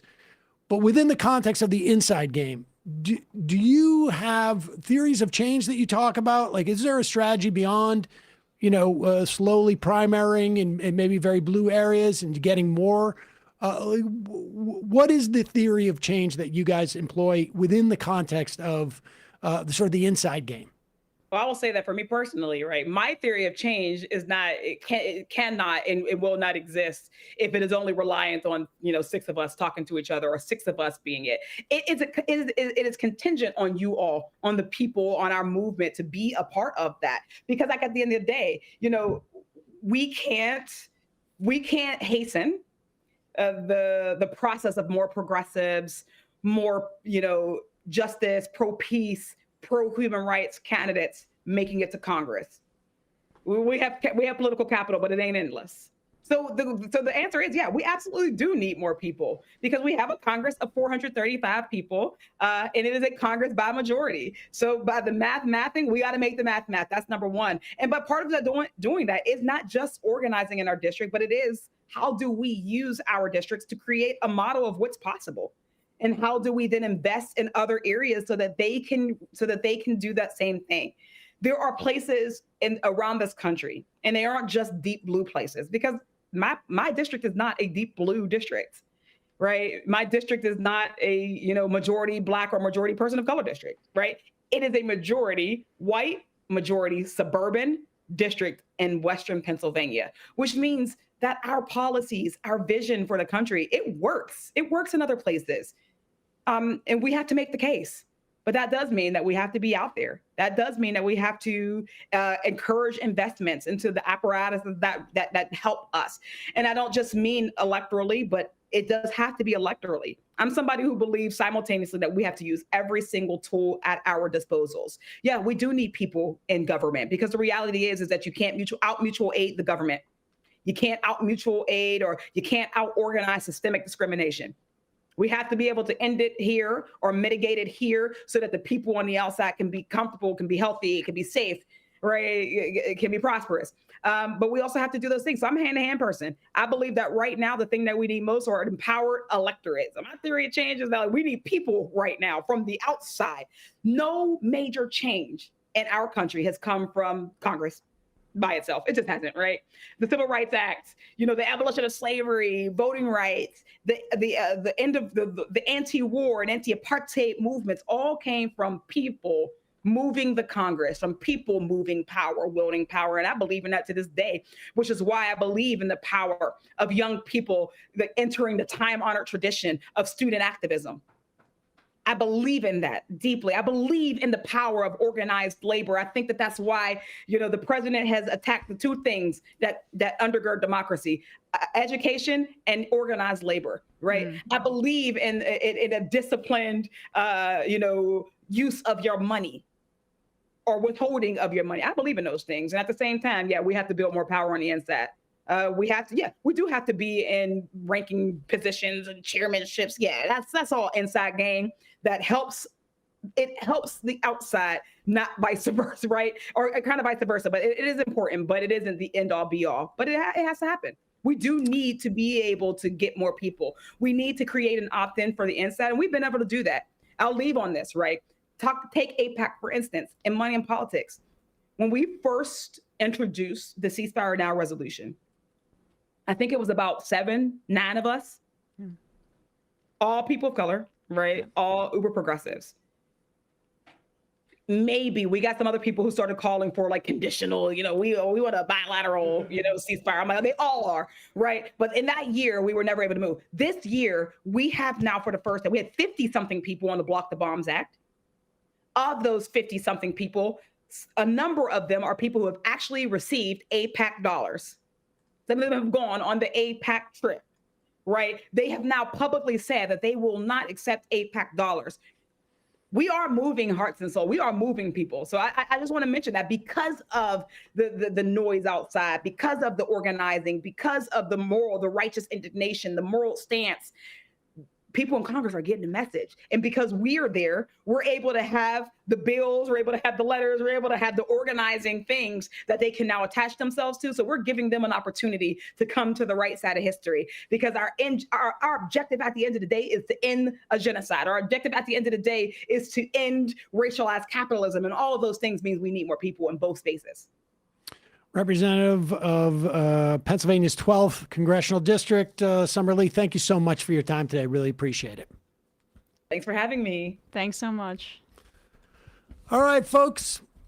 That's it for us today. You know what? Freebie Friday. Whoa. Freebie Friday. I didn't see that coming. Yeah, I didn't either. I just thought, what, 137? Oh, boy. All right. Freebie Friday.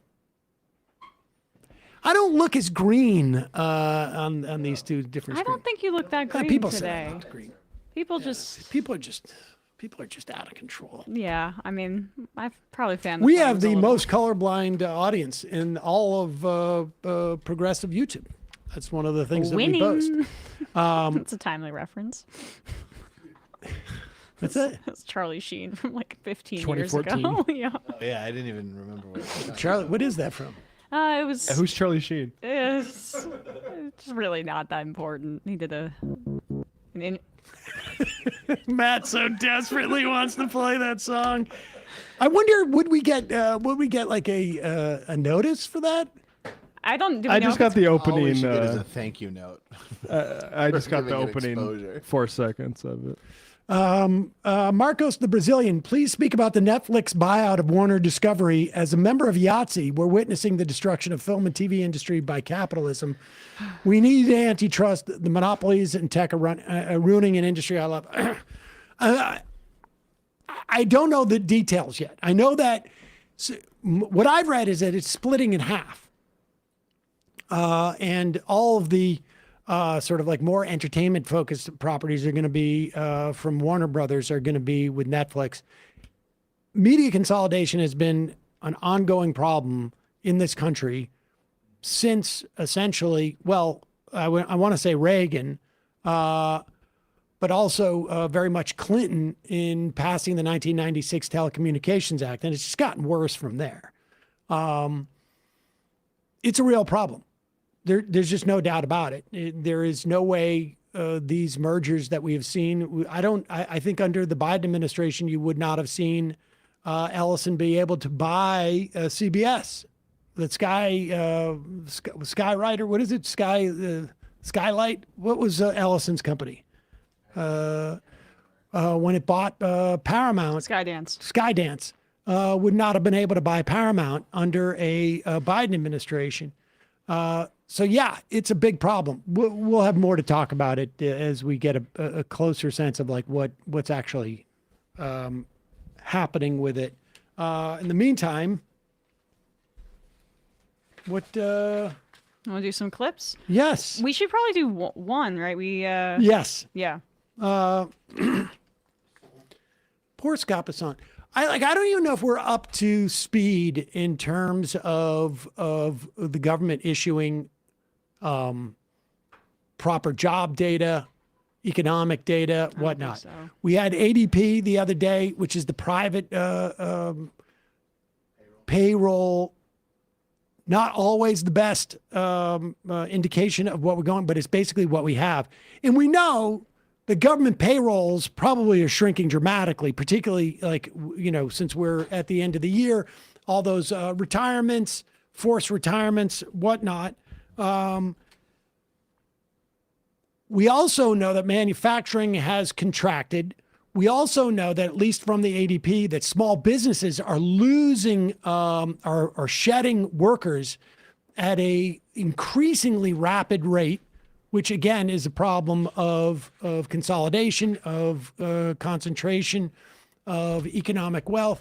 But there was also that Challenger data, you missed it, I think, yesterday, showing, which again, it's not the official data, but this is November layoffs. They had it at 71,000.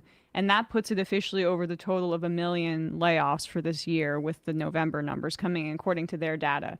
And then when you look at it in the same 11th month period in 2024, the layoff total is 54% higher.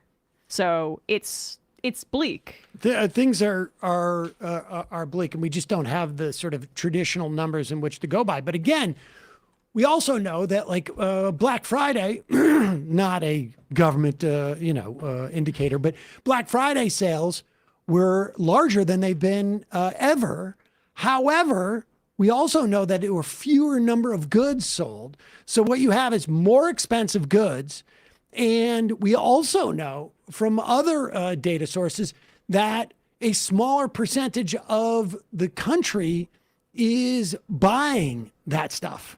And so that, again, is we have such economic disparity in this country that it is warping the traditional numbers that we have used to measure the economy, because you have a smaller number of people with more money. So they are essentially driving the economy, which leaves 80-90% of the people completely adrift. And they can pretend for only so long until this stuff catches up with them. It really can only catch up with them electorally at this point, because they have the ability. Inflation can keep going up, and Donald Trump is still going to put his guy in on the Fed. Here's Scott Besson with Andrew Ross Sorkin. Andrew Ross Sorkin is sort of like has always been sort of like the doula for the most wealthy in this country. Like, I remember back during Occupy, all the rich people, all the CEOs were calling Andrew Ross Sorkin saying, like, am I in trouble? Am I in danger here? And Andrew Ross Sorkin went down to Zuccotti Park just as a favor for all of them to find out if they were safe. And so he's still sort of serving this. And here he is at the New York Times Deal Book Summit. Although he does bring out some statistics here that make Scott Besant look like his head's spinning in a bunch of different directions. You've been talking about is that the regional presidents you think actually are not as independent unto themselves that you want. Well, no. I think when I was on Squawk Box last week, Becky said, well, Susan Collins at the Boston Fed says this. And, that her people in her district are having an affordability problem. I should have said, well, she's in a red state, affordability is worse. In a blue state, affordability is worse than a blue state. We can debate that, but keep going. No, there's no debate. The number 50 basis points higher inflation, the 10 highest, the inflation rates, they are in blue cities, but Just so you know, because I went to look at this, this is the Joint Economic Committee, since 2021. The highest inflation of the past 4 years has been in red states, especially Florida. I'm talking about current. Not over the past 4 years. Right. Today. Okay. I would think 4 years would be a reasonable trend line to look at. Today it is 50 basis points higher. So anyway, and look, the people are voting with their feet. I have the American people on my side. That New York, Illinois, California, Massachusetts are depopulating. And they're going to places in Florida, like Florida, where interest rates are I'm saying inflation's up 22% over the last 4 years. Well, inflation is up 25% nationally, so it's lower. I believe in New York it was 19%. Sorry? I believe in New York it was 19%. I don't think that's right. We can go through the math. Okay. But Okay. First off, Besant is probably talking about blue cities.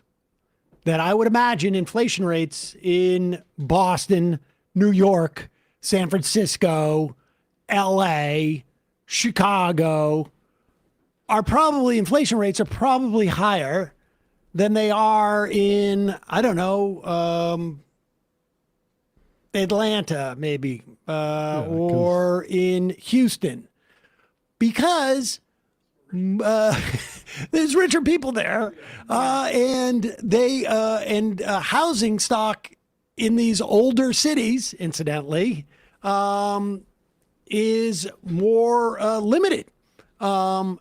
I have no doubt that is, but it is such a piddling, and all of the stuff that the national government is responsible for is subject to inflation. I mean, to do it state by state is, I think, sort of silly anyways, when you're talking about the president of the United States. The states themselves do not have pricing power outside of maybe, talk about regulating power generation and whatnot. I would also imagine that power generation probably a little more expensive in some of those red states than it is in blue states. But the state doesn't have the ability to regulate these things outside of housing and maybe power generation. But the fact of the matter is inflation is up. And I don't think it's going to, that somebody sitting in Alabama or Mississippi or in the red parts of Pennsylvania is going to go, well, at least I'm not paying as much. My groceries are up 15, 20%. My health insurance is up 15, 20, 25%. At least I'm not paying the same amount as those city slickers in New York City. Well, the city slickers that Scott Besant is encouraging to move to a red state, like he did, the relatable thing, this incredibly ultra wealthy man who now lives, I believe, in Charleston with his male partner, just in case people in the Republican Party forgot, he's a gay Republican. But he had the ability to do that because he's an ultra wealthy person. He's a simple farmer. Yeah, right. That's right. He's a farmer. He's a farmer too, right? He's a soybean farmer. And it's also just like not true too. I mean, there was a CNBC analysis showing that red state inflation that I think Sorkin was citing there is higher in red states right now. I mean, it's bad everywhere. That you can't if you rent or even if you're trying to buy a house, you can't do it because capitalism has failed to provide it. I'm glad you brought up housing because there was a Washington Post article about this like a month or two ago where they showed that where the sharpest increases in monthly housing costs were last year. Monthly costs for housing, Florida, where the median household income in 2024 was $77K, saw the greatest spike. Then okay, but North I'm and talking South today Carolina, only, Emma. Georgia, Wyoming, Mississippi, and Alabama were among the states that saw faster growth in monthly owner costs in 2024 than the years before. And then all of the data on where, just in terms of like proportionally, inflation is hitting. It shows like Texas right now and Florida are the worst. Florida was mentioned by Sorkin, but also Tennessee, Wyoming right now. And some of the places where it's best proportionally to live for costs coming down, it's California, New York, Maryland, and Illinois at the moment.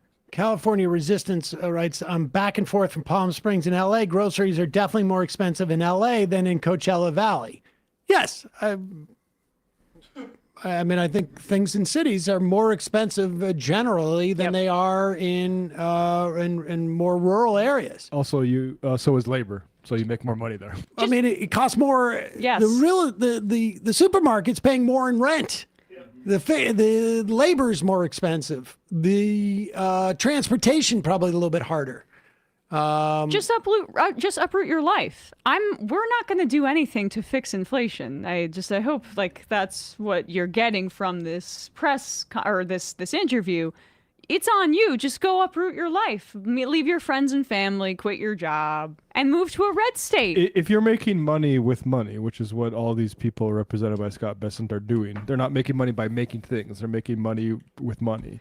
You don't care about inflation. You don't care at all. It actually might be good for you. Yeah, exactly. But I just want people to sit with the callousness of that rich guy sitting on that stage and just telling you to move because he's not going to. They're more concerned about getting rich themselves than addressing your cost of living. It's just so incredibly out of touch.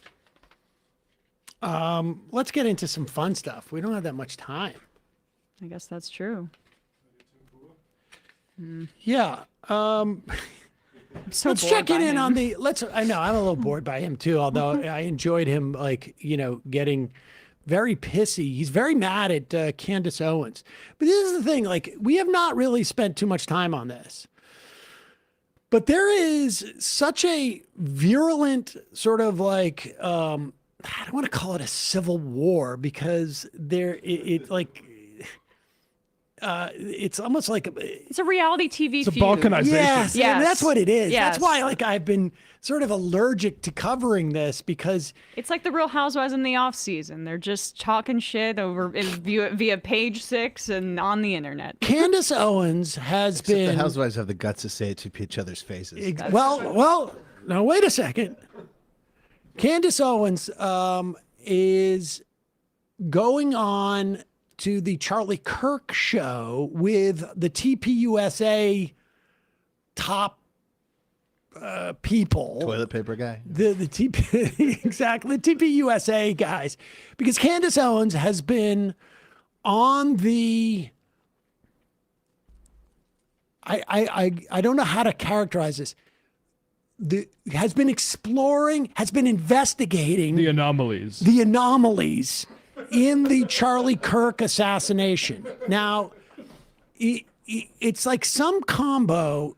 It seemed to have started out like first she thought Israel had assassinated Charlie Kirk. And I may be getting wrong, I may be off on some of this. She had questions about that may have happened and trajectories and stuff. And there was, somebody on Google search from Israel searched the name of the assassin. Got to tell Israel to go to Bing. But Israel was, using Google to searching the name of the assassin. It was unclear to me, what that indicated, that some Israeli official was like, wait, I want to Google search this guy that we've chosen to assassinate Charlie Kirk. Just to make sure. In July, I'm going to do the old Google search just to make sure they're not there's no bad Reddit threads about them being dishonest or something, or taking money to assassinate somebody and they didn't do it. Who knows? And then it was because 2 days before Charlie Kirk, September 10th, he was going to change his position on Israel, which sort of made it well, how did they plan to assassinate him 3 months before he was going to change his position on Israel? And then it started to bleed into Charlie Kirk's marriage. Was he supposedly going to get a divorce? And did he I missed that part. What's going on? Oh yeah. And or wait, what? Why were there all these people working for TPUSA sort of circling around Charlie? Why were they acting very strange on the day? Did they know? Was this an internal takeover? I have not spent a lot of time looking into this because I guess I don't care enough. Yeah. Because this is all just branding for all of them. They're just positioning themselves. I mean, and just because Candace Owens has spoken out about the Gaza genocide doesn't mean she is a credible source. Like, I see people treating her claims about this as some source material, and she's actually a lunatic. She's now switched it up. But she's going to meet. About to kill her because she says his wife is a man secretly. Right. I mean, she's nuts. Who knows? But she's going to TPUSA. I think is going to have like her on to discuss these things. But I'm interested in this only to the extent that I think it's very healthy for America if all these people are on different pages and attacking each other. And here is interesting because Tim Pool, who last we checked is not a partisan, according to him, right? Yeah. And he's an anti-war, sort of more libertarian. But here he is, apparently, he's very mad at Candace Owens because she's harming the Republicans' midterm plans by doing this. And it feels like Tim Pool's just trying to stay relevant by getting into this. So I don't know. Here's Candace Owens talking about Tim Pool. 28, and it's because she's a piece of shit. Because instead of saying, guys, let's come together and figure out how to work together, she says the stupidest retarded crap. And now everybody's running around divided and broken. For what reason? For literally what reason? Because they killed Charlie Kirk in broad daylight, and we don't care about your stupid midterms. We just don't care. Like, they really, this is how they view Charlie Kirk. That's why I say, was anything in his life real? Tim Pool is going off right now because he's like, it's not the time. You guys need to be mules. You need to keep voting in the very corrupt people that are lying to your faces right now about what happened to Charlie Kirk. It is not the time because it is your job to get people into office. This is what I mean when I suggest that nothing in Charlie Kirk's life was real. So he really thinks he's doing something there. And actually what he's doing is proving my point. These people just saw Charlie as a means to an end, okay? As a political horse that they could ride. And so for whatever reason, they got tired riding him. And now they're angry because they also were going to whip the horse, the ghost of Charlie Kirk, and say, we still need you to shore up votes. And it is inconvenient that people who actually cared about Charlie and saw him as a, I don't know, human being, want to know why he was publicly executed in front of us and why we're being lied to about everything. That is why Tim Pool is upset, because midterms, it's going to be my fault, not the fault of the feds for feeding us BS. It's not going to be the fault of Turning Point USA for lying and thinking that they're brighter than us and seemingly not caring about the investigation. It's not going to be the fault of, I don't know, maybe actual politicians like Donald Trump, who's a president of the United States, and look us in the face and said, are we still talking about the Epstein files? No, that's not his fault. The fault is Candace Owens for wanting to figure out who murdered her friend. Don't you guys get it? Like, we're just an algorithm. Why do you care so much about humans? Like, why are you a human? Like, if somebody in your family dies, you need to focus on midterms. Okay? That is the point of a Tim Pool show. It doesn't matter what you are going through at home. I want you guys to hear this, okay? I don't care if you have family members that are dying, family members who have died, if you have children that you care about. Okay, I think we get the point. I mean, Tim Pool cares too much about electoralism. Candace Owens is about the movement, listen, baby. I want to say, I think they're both exactly right. I agree with everything that they all say. And I just want to stay here and say, I think they should keep doing this. I think they need to hash this out. Keep pushing, Candace. I think Candace Owens should keep going. She should follow her. Agree they shouldn't care about the midterms. She should follow her heart. And Tim Pool, who really, like, I think it's good that Tim is finally coming out of the closet and admitting that he's a Republican. Yes. And he's always been a partisan Republican. It's just that he's had a different style of doing it before. And now he's come out and doing it. And listen, in terms of like him being anti-war, didn't he say to you that he was to your left on war? Well, let's play this because this is a really interesting position to be in. I don't know where it is, but this is number 3. Oh, number 3. Okay. He came out and he said to you that he was to the left of you I can recap it for a second. He was this was over Ukraine. He was very against the funding of Ukraine. I was more supportive, specifically in mid 2023 when this happened. And then he said, I am to the left of you on the issue of war. And I said, okay, but what about the issue of Israel? We should cut off funds. And he goes, I don't know enough about that. I do think it is interesting. He's only studied, to be fair, he only got his doctorate in Ukrainian-Russian relations, not in Israel-Palestine. There's no idea with why he got later of income. And just to flash forward when to he today, was saying that to you, yes. Incidentally, he was making a lot of money. Yes. Coincidentally, it's completely coincidence, because he had no idea he was making hundreds of thousands of dollars, ultimately millions of dollars from the Russians. Right. And it just is interesting to me because, like, when we talk about Candace, she was friends with Charlie. That can cloud your judgment. Tim Pool, since that debate I had with him, has new friends. Earlier this year, it was reported quite extensively that Tim Pool was meeting with Benjamin Netanyahu. We know that Tim Pool has taken foreign money in the past, sensitive foreign money that is also related to major conflicts that the United States is involved in. Met along with Dave Rubin, Sean Spicer, Bethany Mandel, and others at a meeting with Benjamin Netanyahu in April 2025. And his son, Benjamin Netanyahu, who is, by the way, of conscription age, but is spending the genocide in Miami in a high-rise, also a major, major fan of Tim Pool as well. So friends can cloud your judgment. All right, let me just weigh in on Tim's behalf. Have you contemplated that he met with Benjamin Netanyahu to find out more about the Russian-Ukraine situation? I haven't contemplated that. Okay, okay. They talked about the Qatar situation. Rest my case. Yes. Right, I rest my case. All right, let's hear Tim Pool, anti-war Tim Pool, talk about why we should invade Venezuela. Oh. It's looking more and more like war with Venezuela is on the menu, boys. Donald Trump has given Maduro Pause it for a second.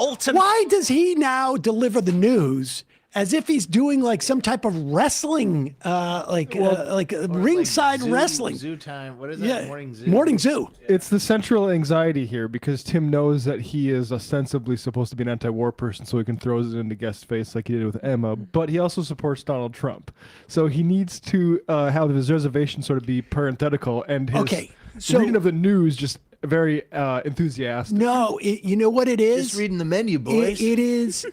There is a slight ironic quality to the way he's doing it. It's a detachment. It is a detachment. It's interesting because, a lot of my friends, when comedians would have trouble doing ads, like when you go in to do a voiceover, you're like, this is just too cheesy. And I don't believe this. And I have to indicate in some fashion. And so you get into an announcer voice. And because I'm actually playing a character here. And so let's look at what's up here with what's going on with the ongoing possibility of war in Venezuela, everyone. Because that's what it is. It's the detachment. Yep. He's doing this at arm's length. And he's either subconsciously or even consciously, I'm going into my announcer voice. Yep. Let's go over to the big board and check out what's happening over there. Or actually, I am getting a report. Let's go to Kathy Pomegranate, who is reporting live from... God. Yeah, what's that Trump up to now? Yeah.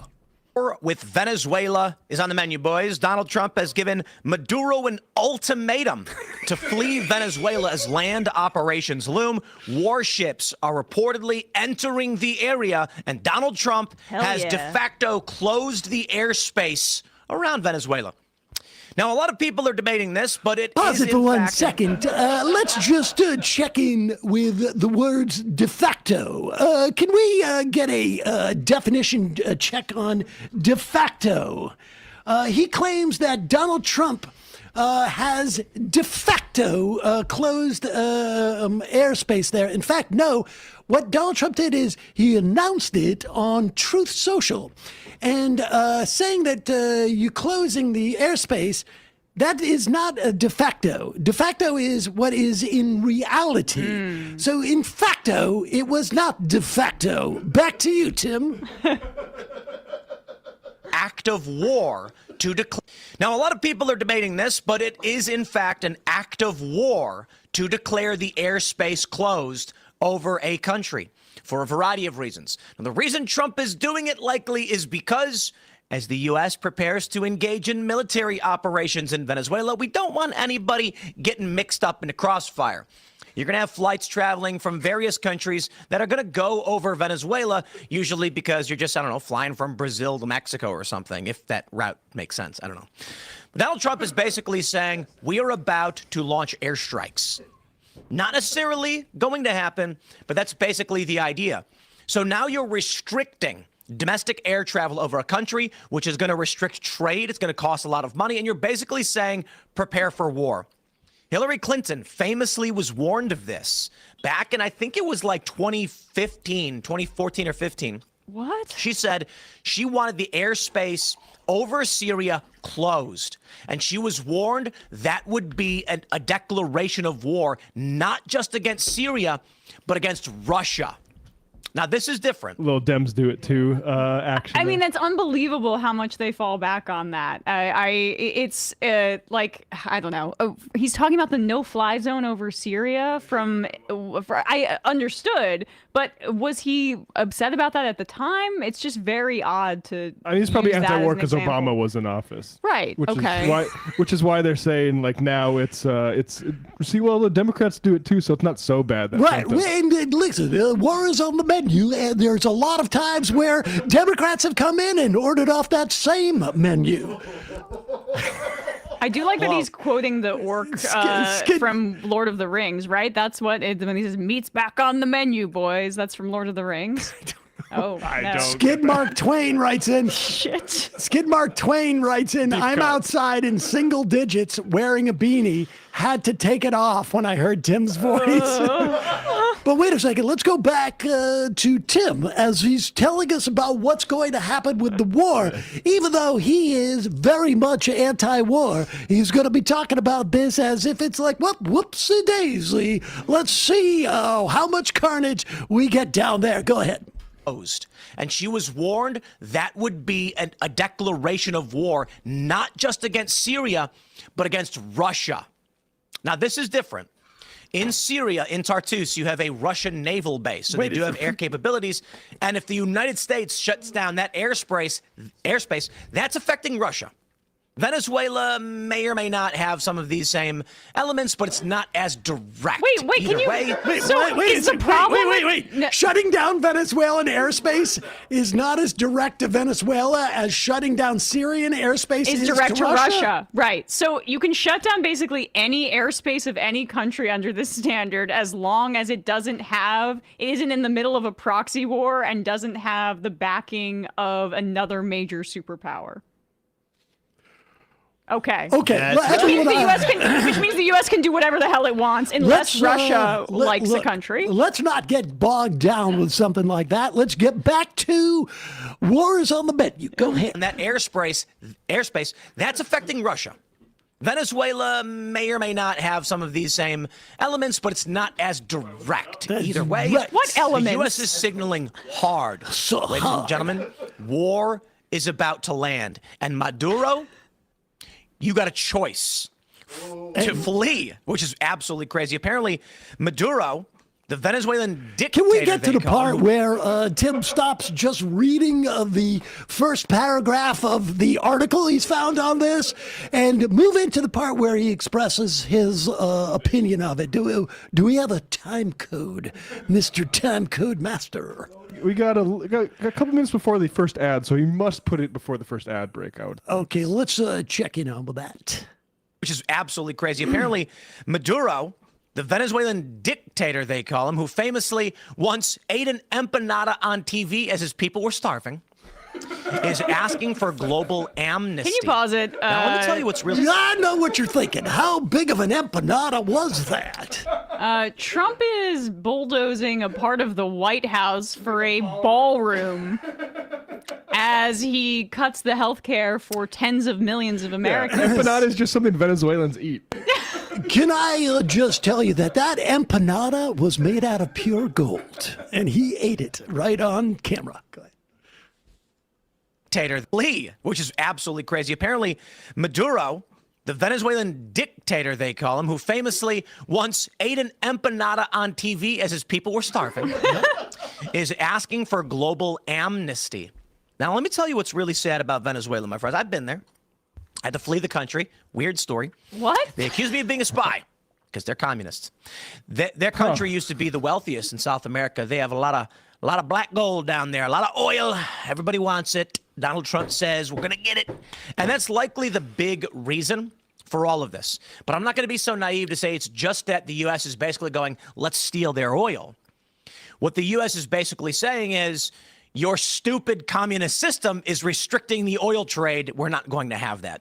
I'm not excusing U.S. foreign military operations. What's the difference? We're not going to steal the oil. We're just going to destroy the state ownership of the oil so that it can be We're just taken. going, we're not literally going to steal the oil. What we're going to do is open it up to be monetized by our own people. We're going to redistribute the oil from the communist country? We're not going to steal from your house. We're just going to break in the door, and then my friends are going to come in and steal from your house. Okay, so I will say we could go for the next couple minutes here to watch the intro where he does not issue any condemnation, or we could jet ahead about 8 minutes. Let's jet ahead 8 minutes because we'll get back. Because war is touching down or landing. It's 11 past the hour. Back to Tim Pool. Yeah, it's 11 past the hour and 68 degrees outside. Make sure you bring windbreaker, though. It's a little windy. Meanwhile, we're getting back to taking the oil from Venezuela. I'm not doing this properly, okay? Maduro, however, and his ilk don't have that view. He hasn't looked at his country over the past 20 years and said, wow, we've destroyed the standard of living in this country. I should let someone else try. He says, I'm going to eat an empanada on TV. So again, that's not to justify any kind of U.S. intervention. I'm actually opposed to it. I don't think Trump should be doing this. Not a fan. No new wars. Again, this is 10 minutes into the video. It's nearly I'm just going to give you about 10 minutes worth of reasons why we should probably do it, because this guy's eating empanadas on television. 8 minutes on the TV empanada. But I just want to remind you that I am against this, even though they have screwed up the entire world's oil trade. I don't think Trump should be doing this. Not a fan. No new wars.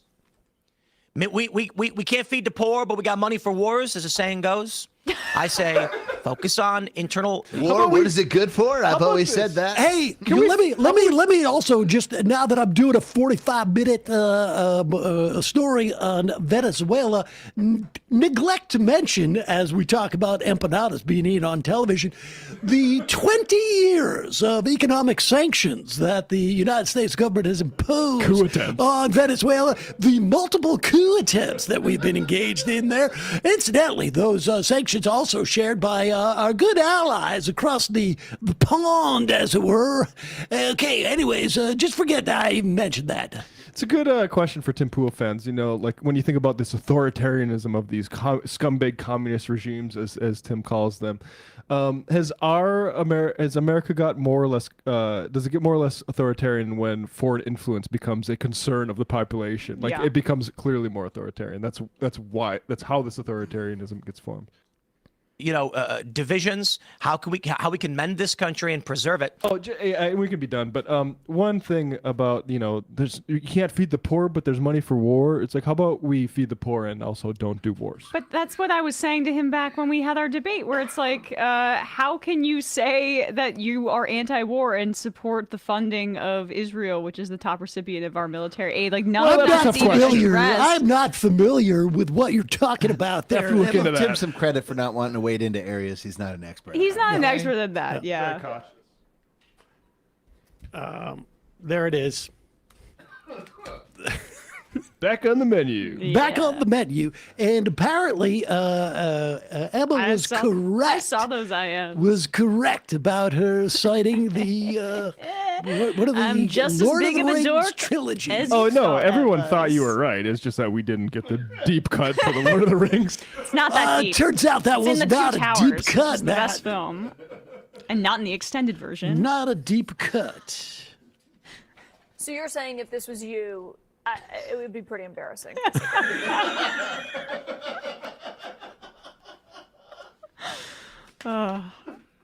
If Caitlin Collins spoke to me that way, it might break my heart in two. It's just too intimidating. If this was you would probably never show your face. Yeah. I'm gonna retire. Oh yeah. Yeah, we might as well while we're here. Chris Cuomo, listen, you got to feel bad for Chris Cuomo. All right. This is a pity party. None of this has gone the way that he thought it would. Right now, you know, if you go back 4 or 5 years, Chris Cuomo's thinking, I'm going to be on CNN for a long time. And then if you go back 6 months, Chris Cuomo's like, at least my brother's going to be a mayor of New York City. And none of that's happened. And so now he's like,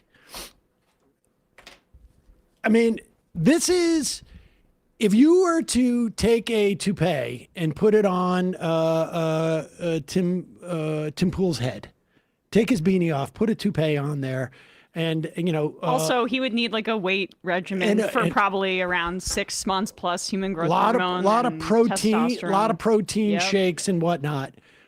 This is what you would get. Here is Chris Cuomo trying to sort of like justify the unilateral bombing of boats of people we don't even know. And not only do we not know who they are, we haven't even heard an explanation as to who the administration thinks they are. They're just like rando narco terrorists who are coming from presumably not just from Venezuela, some from Trinidad and Tobago. And the administration doesn't like feel like they need to A, even say who they are specifically, B, under what authorization they're doing this, C, like, what's the rationale? Like, what is this supposed to achieve? And here is Chris Cuomo defending it by saying, by projecting onto others what was the truth of him when he was on CNN, which is he never paid attention to any of this shit. It's an irrational, negative assertion to generate outrage instead of insight. That's rage bait. Well, but what about Venezuela and what Trump did in Venezuela? That's a war crime. Since when do you want to go to the mat defending drug dealers? I don't remember you guys doing this when we were killing everybody in a burqa in Afghanistan and Iraq. We didn't have social media back then, though. This is so stupid. Who is you guys? You guys is him looking into a mirror that has like a sort of kaleidoscope, because he was actually in a position to have the loudest voice of anybody in this conversation right now. Notice how I mean, first of all, you were dead on about how much he sounds like Tim Pool. It's hilarious. The same argument of whataboutisms, where they don't have an argument on the merits, so they have to just gesture towards liberal hypocrisy. And notice who these arguments are geared towards. They're geared towards conservatives who want to look like to basically explain it away.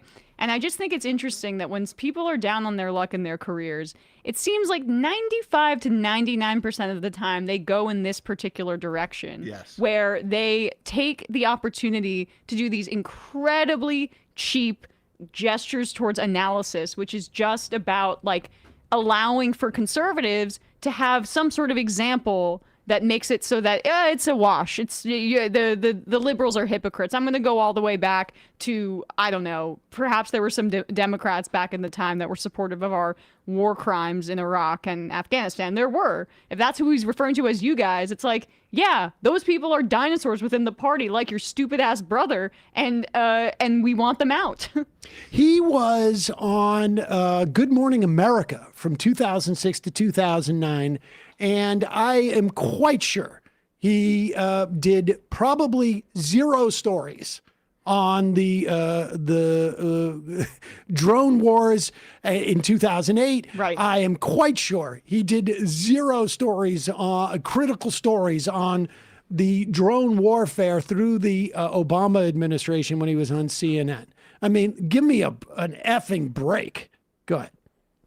Everybody in a burqa in Afghanistan and Iraq. We didn't have social media back then, though, not the way we do now. We did have, hold on. So Let's just keep them up there. We did have mainstream media, of which you were a literally like the top 5-10% in terms of having a platform in the country. Also, what's the addition of in a burqa? I mean, I mean, what does that add to your commentary? Well, that's part of his way of maintaining a little bit of distance. Because I thought you were being critical about those. Thought you were being critical about people not standing up for the slaughtering of civilians, which would include women in burqas. I know that's so scary to you. It's just the message is so muddled. Are you against that, or are you trying to dehumanize them to your audience by mentioning that they have a different style of dress? That's the Tim Poolness of this. This is such a thin thing, and you can just tell these guys when, like, if you're the luckiest sort of like servant, if you can tell a rich person a concept like rage bait, because they'll get so excited about, oh yeah, this is just rage bait. People being upset about indiscriminate killings where no evidence has been provided. Yeah, that's rage bait. But you're also upset about this second bomb on a drug boat. Okay, so how's that rage bait? Well, because they're making it seem like it's such a big and important deal to them when these were not people who were that upset about who Obama was killing with his drones. Oh my God. Oh my God. Well, first off, that take is fresh out the oven. Yes. No, Tom Cotton literally said it. That was exactly I'm what. kidding. No, yeah, say it's stale. Very stale. Sorry. Sorry. It's hard to keep up with these funny people like you guys. They liked it when Obama got away with that stuff. They wish they could still do it. It's like when Zionists say, like, well, nobody got upset when America exterminated its native population. Yeah. It's like, well, yeah, we actually have a big problem with that. But that's what they're trying to do with that line of argument, is that you can't call us out on it because you did something like this too. Like, that's basically, it just negates any debate about it, and what's amazing is that the left-wing critiques of Obama and Trump now are the same. It was proportional to the amount of criminality that we're dealing with. I mean, Obama did commit war crimes. This is such an insane war crime that you even have Republicans that are starting to turn on Pete Hegseth based on what they've seen in that classified briefing. Jack Reed was saying it was deeply disturbing. They saw them treading water and trying to turn over parts of the boat for minutes, and then there was a strike that came in and claimed that they were trying to call for backup and assassinated them. But yeah, I guess it's liberals who have emotions about this kind of thing. God forbid. The guy who wrote the book, or the guy who wrote the article today that we're talking about, Charlie Savage, literally wrote the book on the rise of presidential authority and secrecy during the Obama administration, called Power Wars. Like, it's, I mean, not that he's like a crazy leftist, but it was like shows like ours that were interviewing him about that. Yeah. Well, what are you going to do? It's all rage bait. If I didn't cover it back when I had a huge platform and people are talking about it now, it's rage bait. Is he off of News Nation? Is he just in the basement? No, he's on News Nation, but I mean, it's not CNN or ABC. He's going to have a second job. Barry Weiss's CBS. I am convinced that half this stuff that we've seen over the past month or two with Van Jones and the wall and the dead babies and all auditioning for the Zionist platform. And, I hope it pays off for them. Augie's left paw. Hey, Sam and Emma and crew, can I get some funny sound effect to make me laugh? Currently sitting in an ICU waiting room, hoping my father gets better. I used to send him videos of Sam's debates, and he really liked what you said, especially about Social Security. He really made a late-in-life left-wing turn. He hated Trump, finds Israel disgusting, and was pro-choice. He enjoys some of your content as much as I do. Here is a shofar going out for your dad. And then, nobody knows what that is, though, Matt. That's trying to play a pop song by an esteemed journalist. Jailbait. Yeah, it's a song called Jailbait by an artist named Olivia Nuzzi. Literally. That is not a sketch. But doesn't she Here's go my by remix. Livy? Open conversation is the way of humans connecting.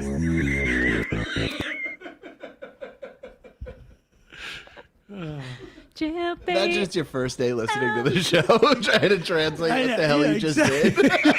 Instead of happy birthday, Matt asked us to all sing Jailbait to him when he walked in the office. You're gonna have to take it up with Oh me. my God.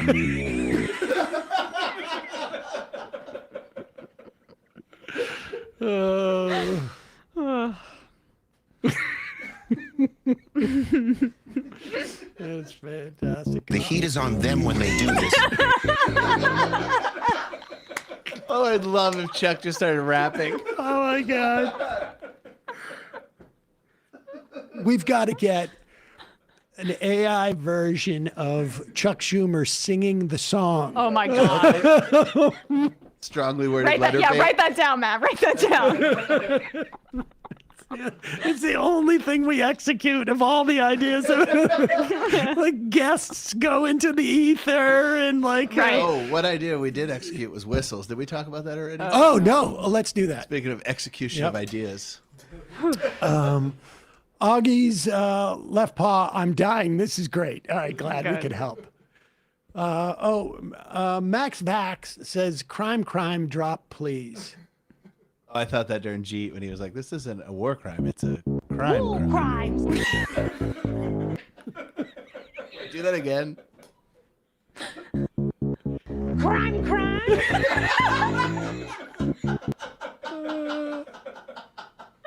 It's like a Halloween song. Fantastic. That bass line is fantastic.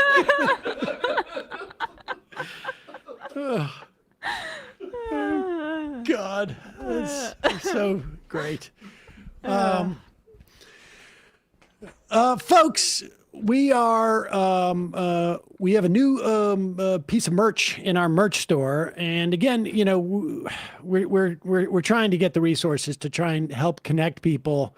The Discord's a great place to go. We had so many people who reached out to us about doing a 3D printing of these whistles, and I would encourage you, if you have the capacity to print 3D whistles, go to the Discord, find some rapid response groups.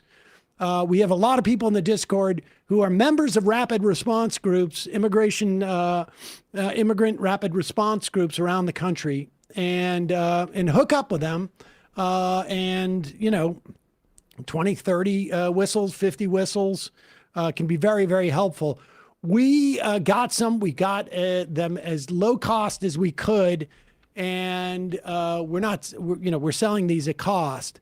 And we had the printing on there was donated basically.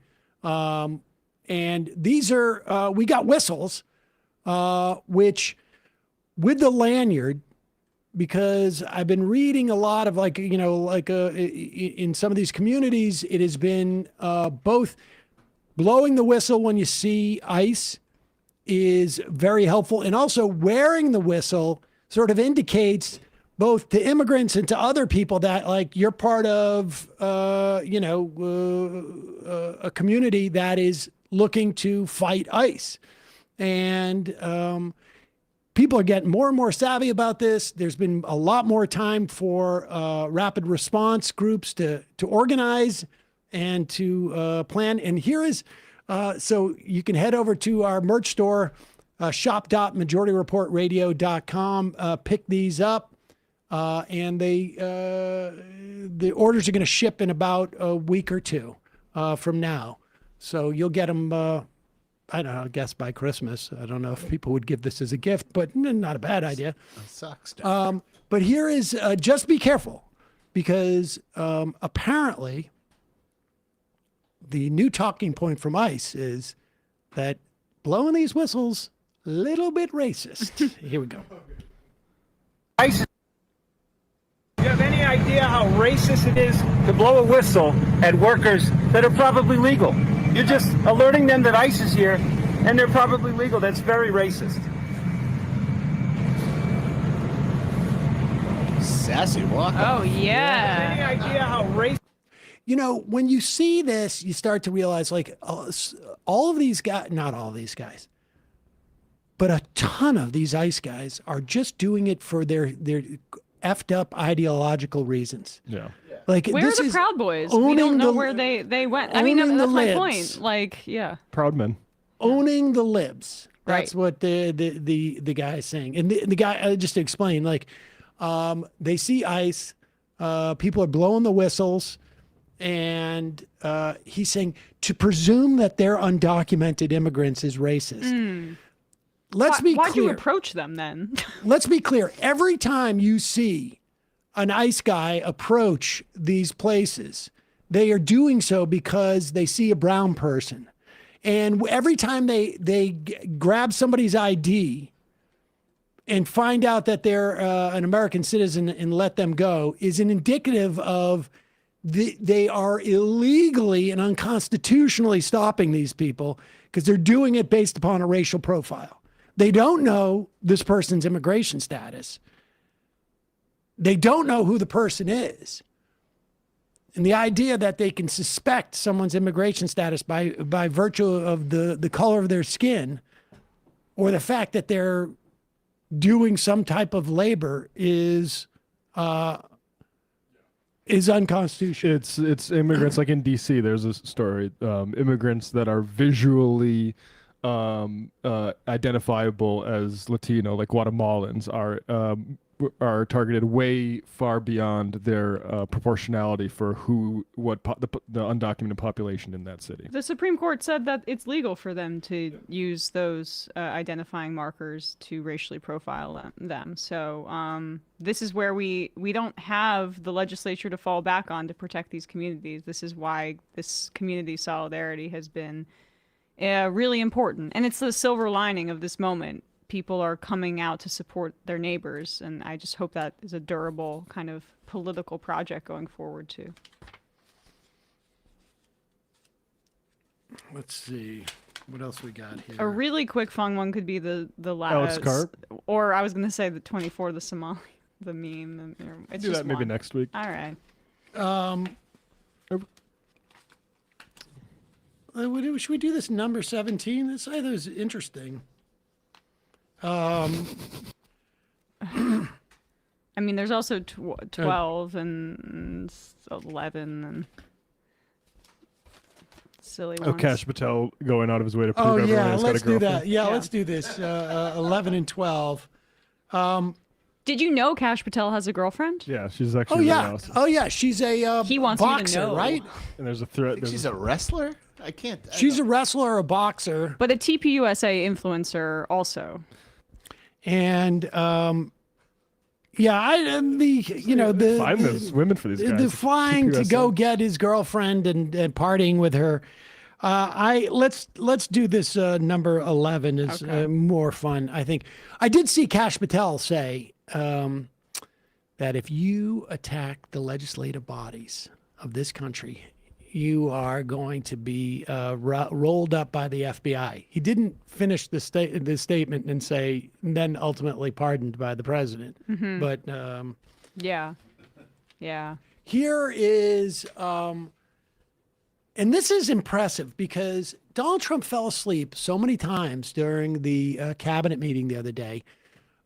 It's also like a lot more mainstream people are talking about the bruise on his hand and probably anticipating that it's a function of some type of intravenous drug that he gets on a monthly basis, perhaps to deal with oncoming Alzheimer's, slow it down. But he's clearly deteriorating physically. Yep.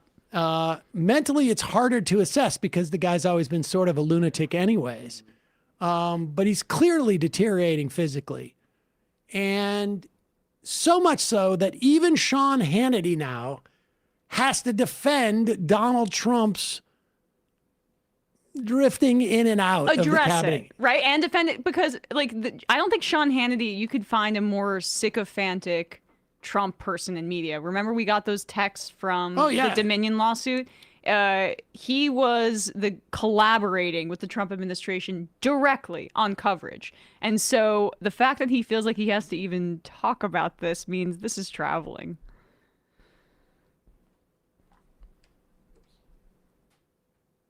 You know, they said, oh, the president's slowing down. Okay, I have known Donald Trump for 30 years. In this term, recently, I have talked to him at every hour of the 24-hour day, from 12 midnight to 2 in the morning, 3 in the morning, 6 in the morning, and he's almost always awake. Sean, Now, pause it for 1 second. Scott? Pause it for 1 second. Let's just take this at face value. The president is not sleeping at all. Yeah. It's not important. Wait a second.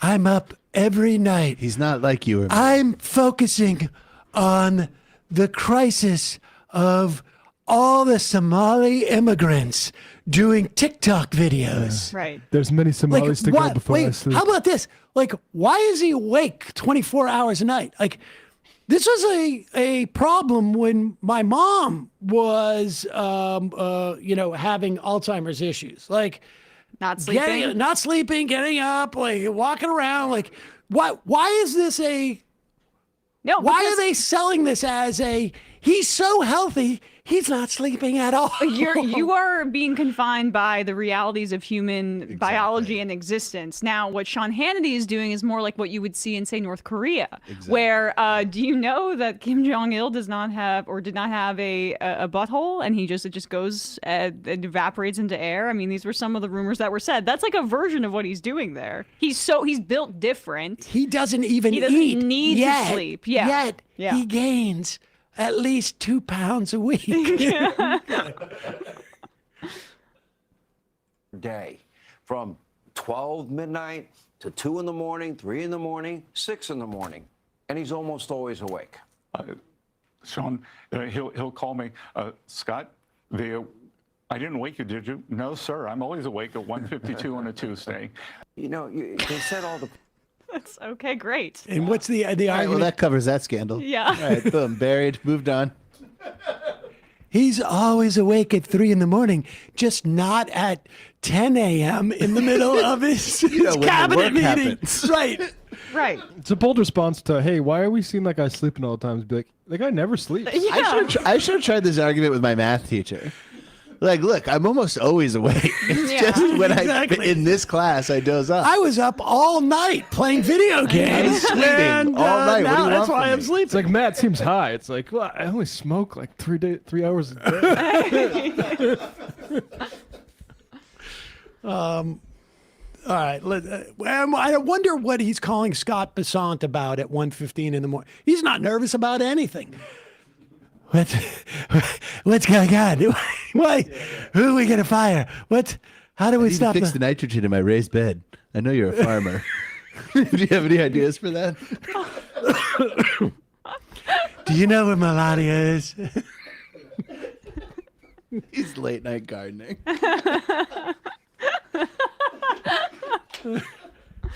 I'm just walking through the rubble in the West Wing. Scott, what happened to the East Wing? Where is it? The East Wing. I know. The craziest dream. Just like I think the White House was attacked by a bomb. What's going on? Scott, are you awake? They're trying to kill me. They brought me some cookies and milk to go to sleep, and they're trying to kill me. Okay, I gotta go. Remember the Hillary Clinton ads about who would you want answering the call at 3 in the morning? Trump's version is who do you want manically calling your exactly at 3 in the morning? Your cabinet members at 3 in the morning. Scott, have you seen my phone? I'm borrowing. They took my. They don't let me post that Truth Social right now. I'm calling from Laura's phone. It's just prank phone calling people. Scott, hi, it's Roy Cohn. Just kidding.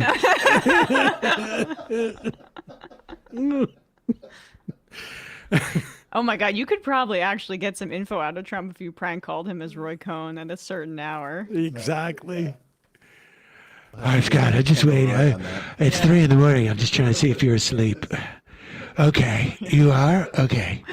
I gotta go. Future reactionary, yes. Lord of the Rings, Emma. There you go. Karl Barks. Hey, Sam, your apples are in danger. Click this link now to buy Apple insurance. That is the easiest way to wipe out his account. Yeah. The great Apple debate. HTTPS. A Nigerian Apple merchant just hit me up.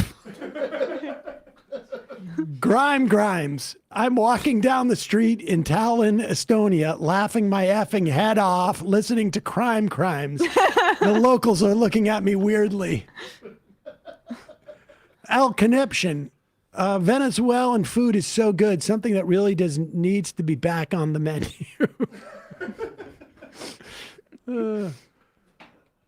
Marcos the Brazilian.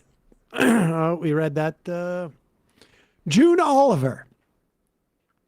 Canada has lots going on right now with an increasingly vile liberal government agenda, an NDP leadership race, etc. Journalist Rachel Gilmore would be a great guest for the show, especially if you want to chat with her about how she made the top of that Charlie Kirk hit list. Yeah, we just take her name down, Rachel Gilmore from Canada. Left is big pharma plug. Not sure if you've seen the chaos over at the FDA, but it's absolutely insane. Commissioner Markey just chased out his fourth director of the Center for Drug Evaluation Research, which is part of the FDA that regulates all drugs, most biologics, and most combination products. For comparison, CDER directors usually last a minimum of 4 years. The latest director was a 26-year FDA veteran, Dr. Rick Pazder, who initiated the wildly successful Oncology Center of Excellence. Now Mark McCary has appointed Tracy Beth Hogue, whose recent work led to the claims by Vinay Prasad, director of the FDA's Center for Biologics Evaluation and Research, that at least 10 children died because of the COVID-19 vaccines. Most people don't pay attention to the FDA, much to my chagrin, but given the impact of their work, this would be like sitting in a restaurant waiting for your food while simultaneously there's a massive kitchen fire, knife fight, and orgy happening amongst the cooks in the kitchen right next to your food. We should say there's already now pushback on that 10 children died because of the COVID-19 vaccines. I heard Vinay Prasad and my alarm immediately went off because I'm pretty sure he's not. He's the guy Trump put in. So. Yep. MPG, happy birthday, Matt. DNC Cheers. Google pundit. Oh my God. I think new Matt was like 25 when he started on MR. A mere tyke. 27. Yeah, it's crazy. Was that the age I joined too? Must be. Same with Brian. Right? Plus or minus. All right, 5 more. LA accent. Can the president bomb pharmaceutical companies? CIA? Really cool. Last night, WFP interviewed 3 New York 10 challengers to Plus, including Dan Goldman, Uline Noy, Brad Lander, Alex Viles. Are they all running against Goldman? No, I think that was just a hypothetical.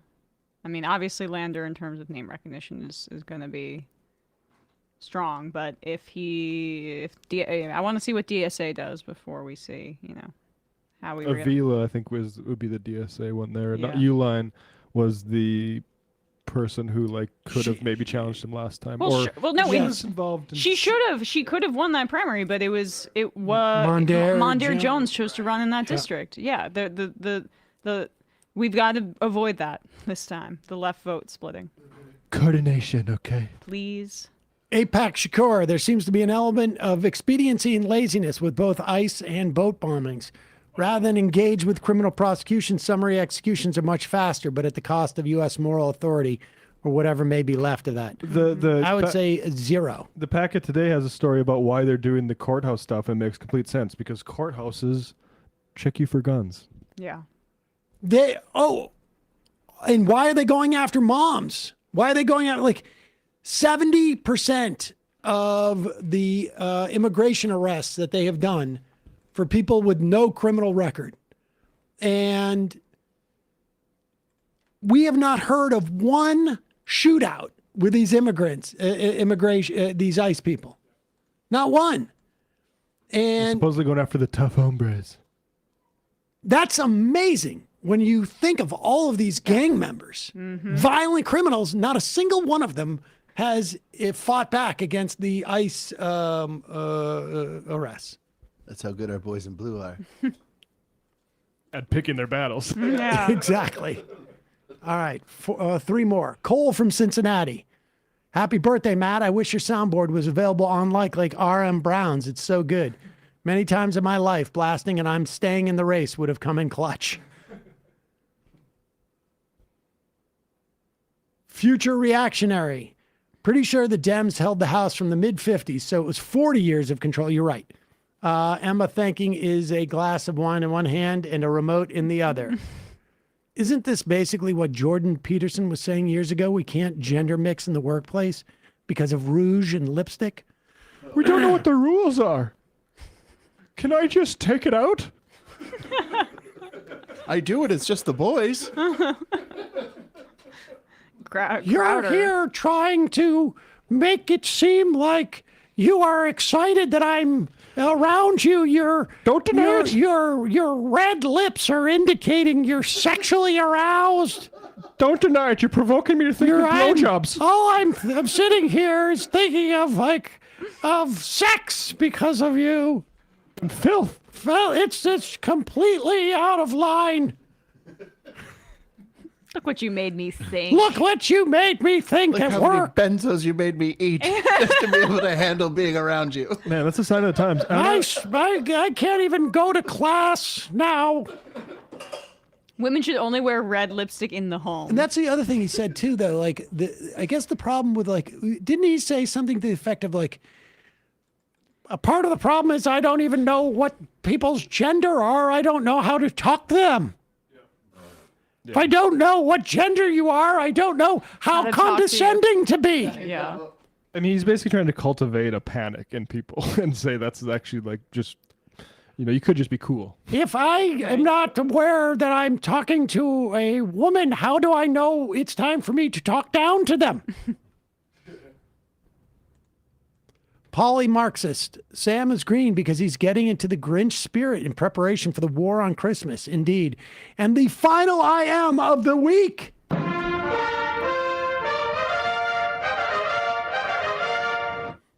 I'm a nuts. Hey, Sam, what if Trump's hand bruises are not from medical infusions, but are from cellular extractions collected to be stored in vials for creating Trump clones for future administrations? I know this can happen. I saw the Woody Allen movie Sleeper. I think it's from backhanding J.D. Vance. Are you still talking about Jeffrey Epstein? Matt, Brian, Emma, great job this week, folks. See you Monday.